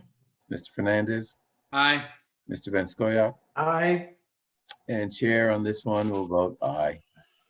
Okay, Article 29, modify advisory committee membership. So Article 29, we have a few things. I think the advisory committee is looking at 2 amendments, and these will also be in your supplement. we have the Spiegel Amendment, and I believe that Stanley may be here, but I know he was also presenting this at the advisory committee. So I'm not sure if he's on this call yet. And then we also have the Bassett Amendment, and I'm not sure if John is here either to represent that. But It was both here a little while ago. okay. Both of those amendments are in your OneDrive folder, so you can see they're very short. Essentially, it's about the number of town meeting members in a precinct, and then representation for non-town meeting members coming from precincts as well. Okay. What do people think? They want to reconsider our vote? Is there a chart where we can just tell the difference between what's happening right now and what the proposals are? This is a lot of language to power through here. Do you mind, may I just have a minute to remind everybody of the history of this? So there were some petitioners who had an idea for changing the membership of the advisory committee. They've actually, correct me if I'm wrong, Melissa, they've actually withdrawn their petition. It would have just, that would have been the end of the story. But the advisory committee, having done a lot of work on the petitioner's warrant article, came up with their own idea of how to reorganize themselves. And before you know it, certain town meeting members wanted to amend what the advisory committee was proposing. We're so far from what the petitioners originally proposed at this point. And we are so at the whim of the advisory committee, since they're the ones that are essentially driving this at this point, that until I know where they stand on these latest amendments, I don't see any point in our going into town meeting on behalf of two amendments that came along late in the game and that the advisory committee may not even agree with, because they almost sound like they're beyond the scope. Well, who knows? And they can always be introduced, by the amendment petitioners, and town meeting can decide if they want to amend what the advisory committee is proposing. But my head is spinning with all of these different proposals. Everybody's got a different idea of how many members there should be, how many from town meeting, and nobody has said that one is better than the other. It's just one is different than the other. And in addition, the moderator has set up committee to address this anyway. Right. I think, John, your recommendation makes sense, especially this is later in the docket in town meeting, so we would have time to react to what the advisory committee ends up, how they react to these two amendments. I've also heard that, potentially the petitioners might re-engage depending on what the advisory committee does. So, I'll just note that in this amendment, it talks about the principles of representative government, and frankly, having a moderator that's been unchallenged for 2 decades decide on his own with no checks or balances, except an advisory committee that he picks, who should be representing the rest of the body on the advisory committee. To call that democratic governance is laughable. And that there's so much that is wrong right now with the way that this body is selected, that I don't know that any of these amendments or articles are enough to fix it. So I've got no interest in taking this. Raul and I can have a really fun debate on that one of these days. He's right that the moderator has a lot of power over this, and that no one has challenged the moderator over many elections, but that might be because people thought he was doing a pretty good job. That's all. No one man should have so much power. It's ridiculous. That's the Not given. king. Yeah. Okay. So it sounds like we don't want to reconsider this. No, I don't want to reconsider either. I don't either. Okay. I think 10 is too many for at large. Okay. So next, actually 33 is on our agenda. Do you want to start with 32 though? 32 should be on your agenda as well. Yeah, it is, but it's after 33. Someone can't count. Well, in the packet, I see it in the right order, so I'll jump into that. So in your packet, you have a nicely color-coded advisory committee recommended motion. The blue text shows the friendly amendment by the petitioners, and then the double strike-throughs are deletions by the advisory committee. Red language is also added by the advisory committee. So you have that motion in front of you. Okay. So there was basically concern at the advisory committee that the time frame was a little too tight. They wanted to add some flexibility there. The petitioners and me, or the original petitioners and me, both agreed that that was reasonable. So, the advisory committee voted this new language, and I urge the select board to vote it too. So, question is, does anyone object to reconsidering 32? Okay, I move reconsideration of warrant article 32. All in favor, Ms. Heller? Aye. Ms. Hamilton? Aye. Mr. Fernandez? Aye. Mr. Venskoya? Aye. Chair votes aye. I move favorable action on the advisory committee's amendment to warrant article 32. All in favor, Ms. Heller? Aye. Ms. Hamilton? Aye. Mr. Fernandez? Aye. Mr. Venskoya? Aye. Chair votes aye. Okay, warrant article 33. So warrant article 33 is what was voted by the advisory committee. I believe at the time we had their earlier version of this article, which they also had the earlier version in the combined report. So I believe this is currently where they are on article 33. What did we vote? We voted similar language, but it was still getting refined at the advisory committee level. I don't have the differences marked out. Okay. What do people want to do? Reconsider or just leave it as is? Table until we know what the differences are. Okay. Well, any objection to that? No, just also how the petitioners feel about the changes. Yeah. Okay. Well, no, I'm sorry. I just have to jump in because I think I know something that might help this discussion. The petitioners have discussed the changes with the advisory committee, and this was worked out, over many days with a lot of back and forth, and finally there was agreement arrived at. David Lescoyer, Cliff Brown, the advisory committee, and frankly, I got involved. Excuse me. You folks might recall, that I was attempting to encourage some revision of the wording of the petitioner's article. And this is a happy ending to the story. There's now agreement by everyone except the select board that this should be the language of this article. And all we need to do is go along with the other parties here. I do see that Deborah Brown is in the attendees list as and she's one of the petitioners. I wonder if we could just get confirmation on that. Okay, Ms. Brown, would you like to speak? Yes, John is correct. We ended up in agreement on it. It ended up being a better document, in some ways more targeted, and in other ways taking a much more thoughtful and broader view of how we make financial decisions. Enough for me. Okay. So let's reconsider and vote. Okay, I move reconsideration. Ms. Heller? Aye. Ms. Hamilton? Aye.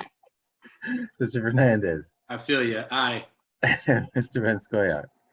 Before I say aye, I just want to say it feels great to have Deborah Brown back at our meetings.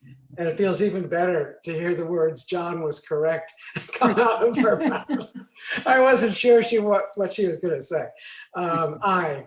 Okay, and chair votes aye. Move favorable action on warrant article 33. Ms. Heller? You mean on the advisory committee version? I'm sorry. Yes. The advisory committee version, most recent version.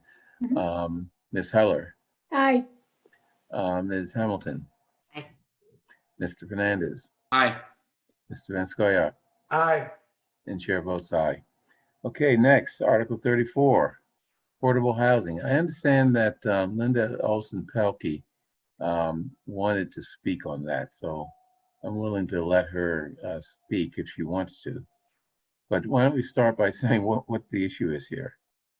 So Article 34, we have two different motions. What did we vote, by the way? You haven't voted yet. So you had your public Oh, I thought hearing we right had. before the combined reports deadline. Okay. So you have the petitioner motion, which is laid out in the materials that are in your packet. And then at the bottom of that same document, you also have the advisory committee report and recommendation. Okay. Let's see. Can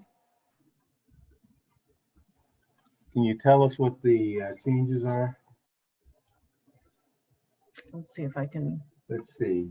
I don't see a red line here. No, but their report probably has it laid out. So let me just, if you bear with me for a minute.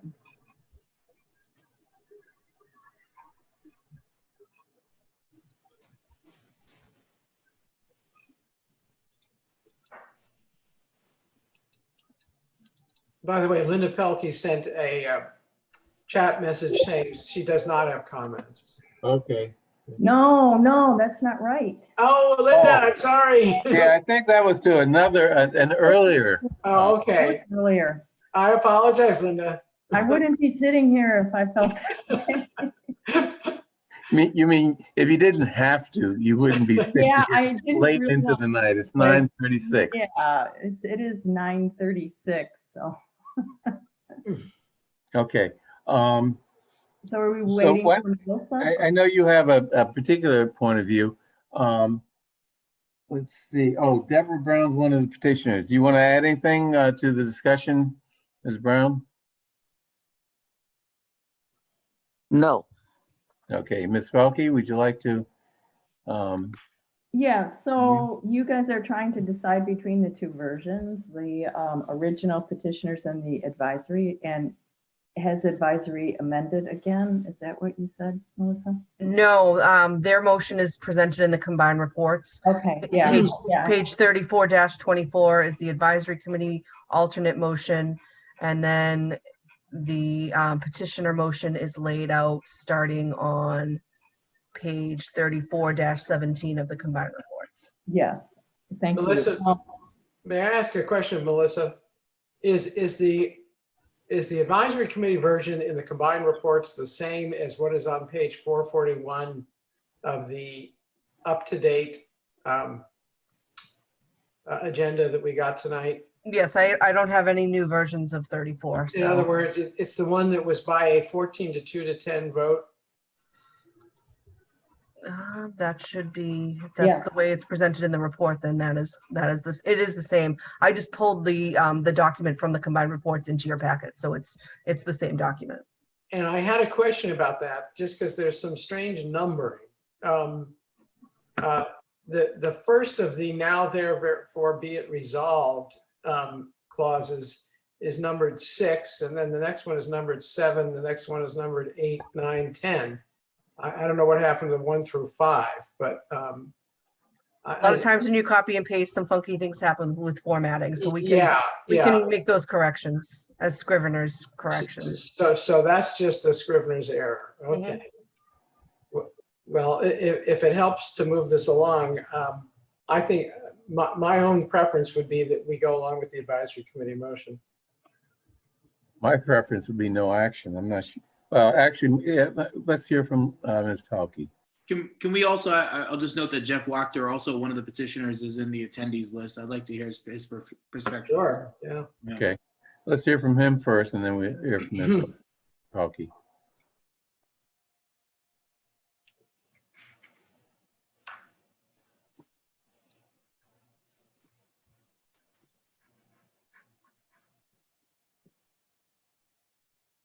Mr. Wachter.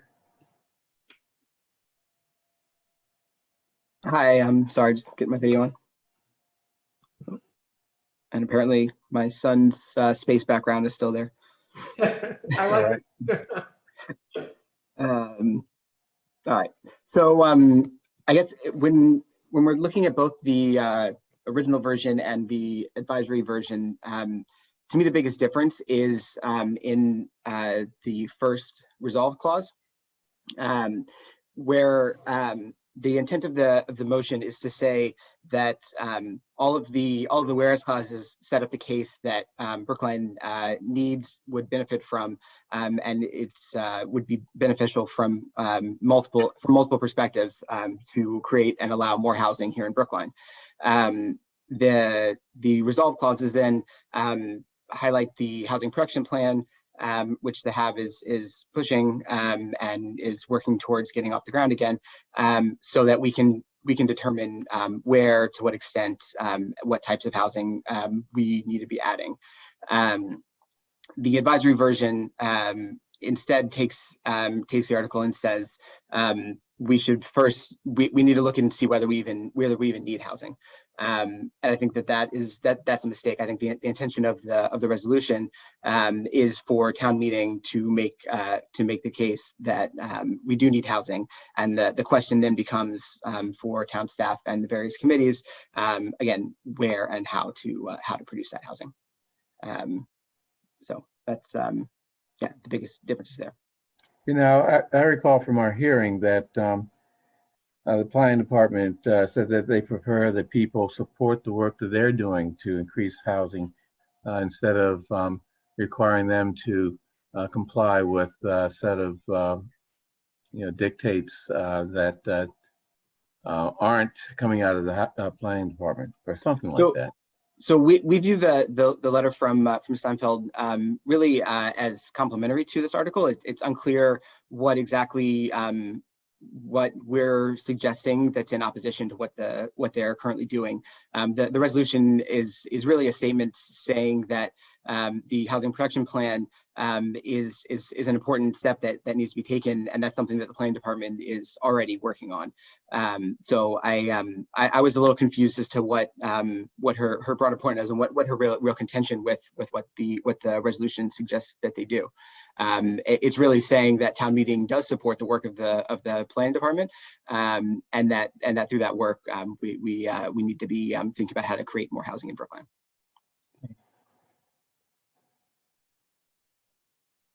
Paragraph 4 requires what some have called a litmus test for membership on various boards.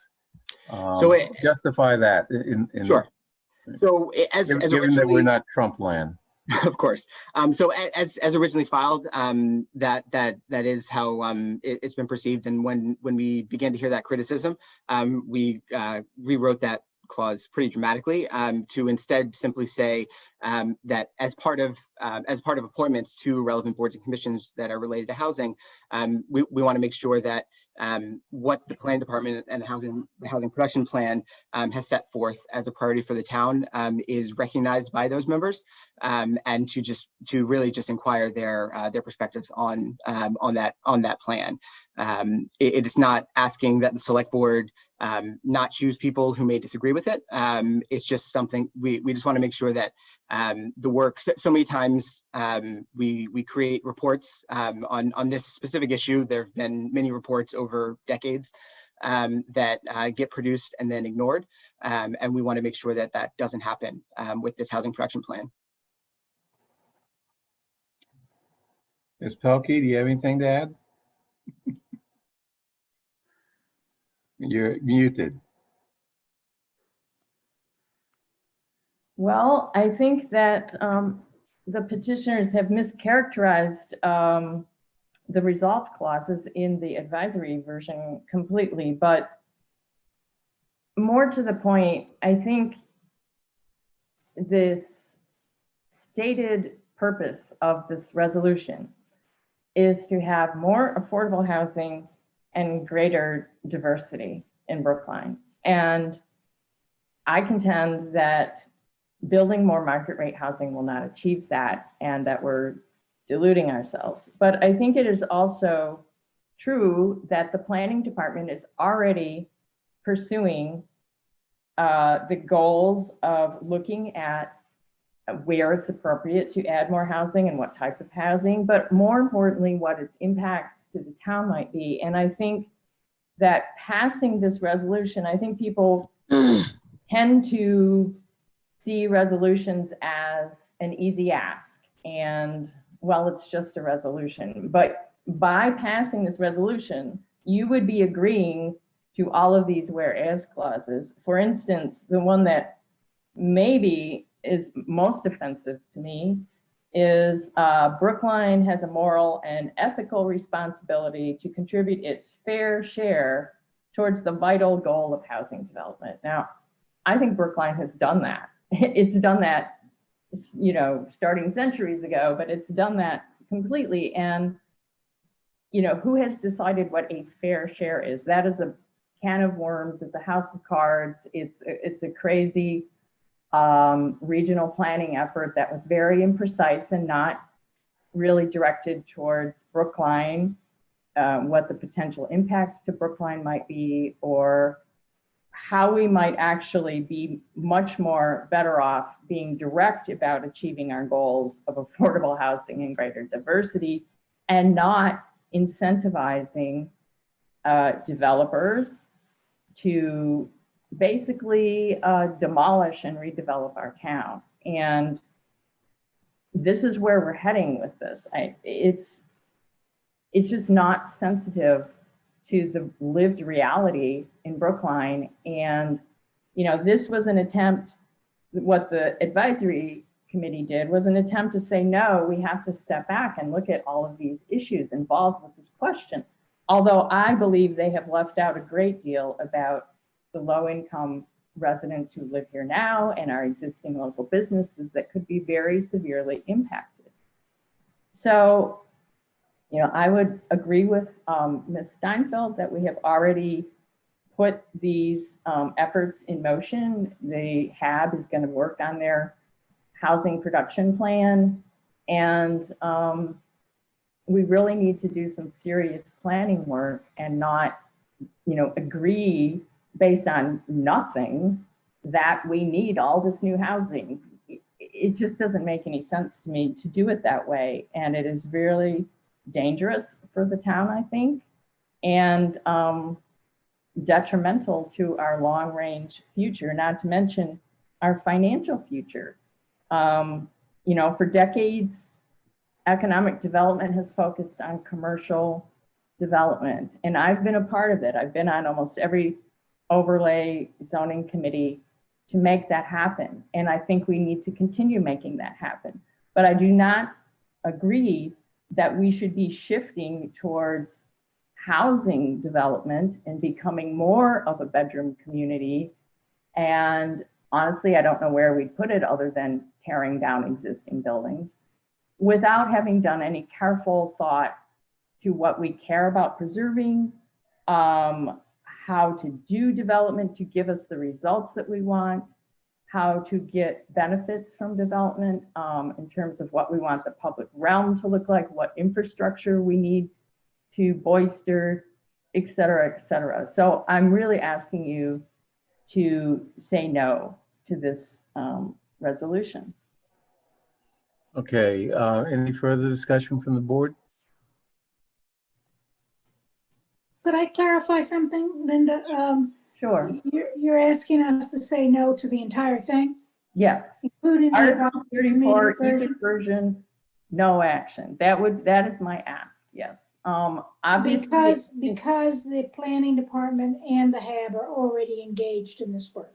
yes, they are. And I think also because there are serious flaws in the factual nature of the whereas clauses. And I also think that in the resolve, where it talks about the work that was to be done, it is not expansive enough. Okay. Do you have any response, Mr. Wachter? So I stand by all of the statements in the whereas clauses as being factual.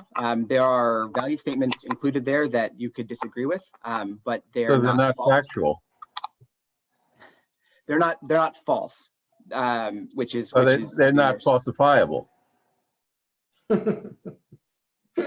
Okay. So okay. Any further discussion? If you know, well, I would like to say that I am disturbed by the notion of, you know, building more and more housing without understanding the real consequences of that, for our municipal budgets especially. We've, you know, we've not been able to build a 9th school in this town. We've not been able to agree. And so if we're going to build more housing and encourage more families to live here and become a more dense community, where are we going to put all the children for schooling? And I know that, you know, when we do 40Bs, I said, well, you can't look at the family mixes, but it makes no sense when you have a community that relies on property taxes primarily for its income, that you, you know, that, and that we just, there's a certain amount we just can't go beyond anymore. And it's very difficult to find more revenues to support the educational systems. That's really what I'm mostly worried about. And having come from the school committee and been on the school committee for 12 years and following school issues pretty carefully, you know, I'm worried about it. I really am. And I'd like to see more affordable housing, but we also have to consider what that does to our municipal budgets in terms of services for families. I mean, you know, senior housing is sort of the least burdensome in terms of the services. And I know that's probably not politically correct to say, but it's true. So I find it difficult to think about adding significant amount of more housing. And we don't know how we'll provide the services that we all want and love. Okay, thank you. Any other comments, Mr. Fernandez? And then I think Heather wanted to go first, sorry. Hopefully I'll be brief. I am definitely in favor of the concept and the values asserted, but I think this is a good lesson for the petitioner that when you make value statements in the whereas clauses, people tend to focus on them. So as you think up other warrant articles for future town meetings, you know, when Linda did read that whereas clause, it gives me pause too, and I'm already in your camp. So just, you know, try to be very with whereas clauses. I think it'll just make it easier for you to win people over. I'll add to that. When you write whereas clauses, test it not in Brookline, but find some other place and test it against what people out in the real world would think about that. You say we're not the real world? No, I don't think it is. Well, you know, we all believe the same things, and we all believe our own prejudices, and you know, it can be pretty destructive sometimes. At any rate, I would ask another question: is this you know, whichever version, is it going to put an increased burden on the planning department and the HAB? If so, I think then, and we're going to vote this, then I think we have to figure out how we're going to get more staff. Because our staff, you heard tonight, I mean, they're very overburdened right now. And so if we're going to add this work to their plate, we need to provide the employees to do that work. Okay, I think Mr. Fernandez had his hand up first. That's fine. Good. Yeah, sure. Yeah, you know, I'll just, I said this last time and I'll say it again. I just think we have a difference of opinion on this. I think that, you know, again, talking about some folks are more swayed by arguments about the detriments of greater density and issues, related issues. other folks are swayed by the benefits of greater density and related issues. I think everyone's coming to this with, with a defensible position. I don't think that it's helpful to characterize the work of these petitioners as, things that are non-factual. So these folks eat, sleep, and breathe these issues around housing and are deeply informed about these issues. They just have a different perspective than you.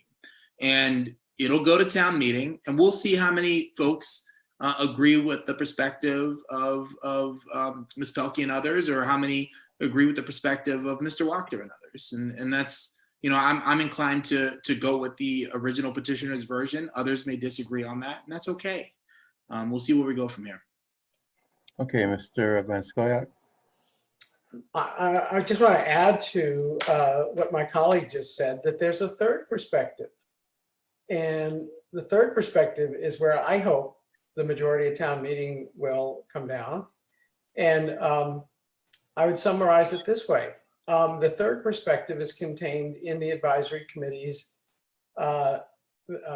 rewording of the petitioner's original article in a way that I think is very, very carefully done and very, very sincere in its attempt to strike a balance between the intent of the petitioners and the concerns of myself, Linda Pelkey, any number of others, that subscribing wholeheartedly to an agenda to merely increase density in Brookline on the notion that it's going to solve the problem of making housing more affordable to people, not only is questionable in terms of whether it will get the desired result, but is inevitably going to have all kinds of impacts that need to be measured before we go down that road.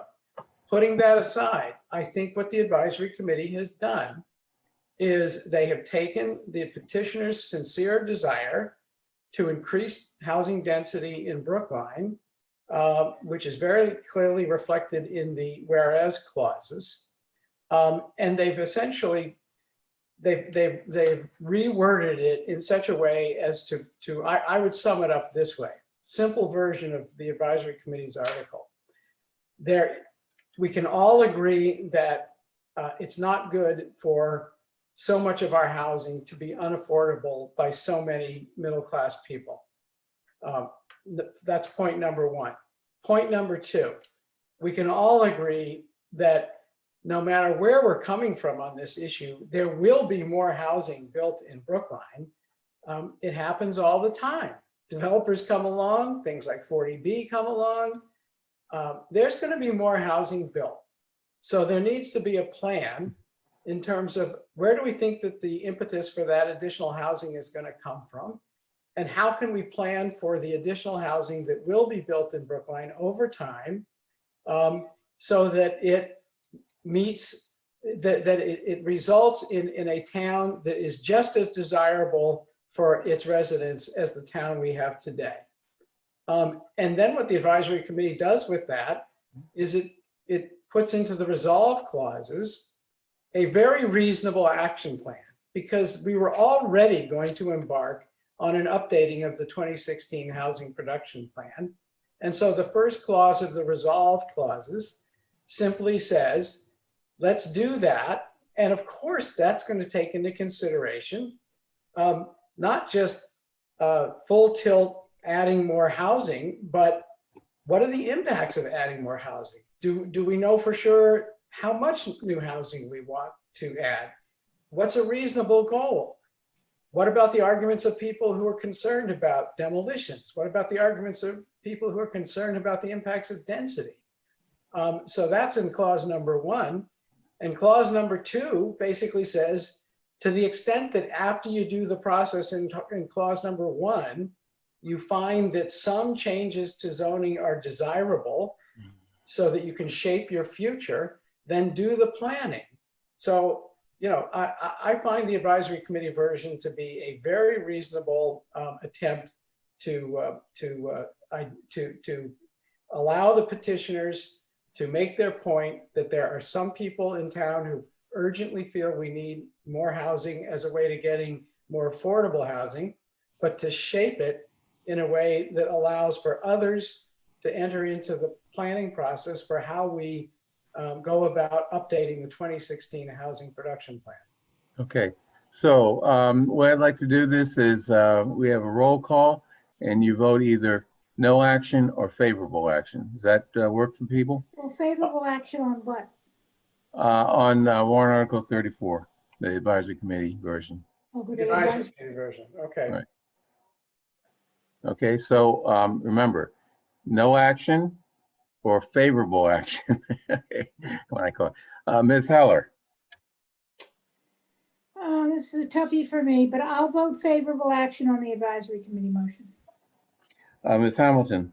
Favorable. Mr. Fernandez.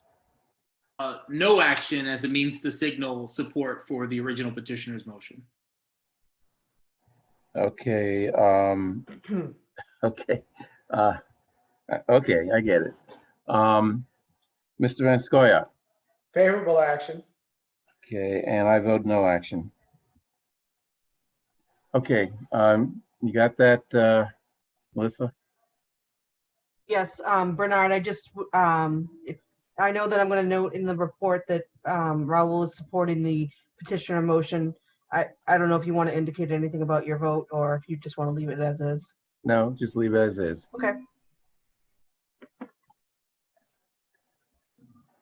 Okay, that's the end of our meeting, or end of our business. Thank you, everyone, and good night. Can I just ask about upcoming meetings? Are we, should we be expected 5 to 7 in the days before town meeting? Is that? Things are still in motion. We have 39 that we need to take up. Yes, so at that, the only night that would not be in play is next Wednesday, which is the Reform Committee meeting. So we tentatively have you scheduled for Tuesday and Thursday. Okay. Helpful. Okay. Thanks, Bye. y'all. Appreciate you. Good night. Good night, everybody.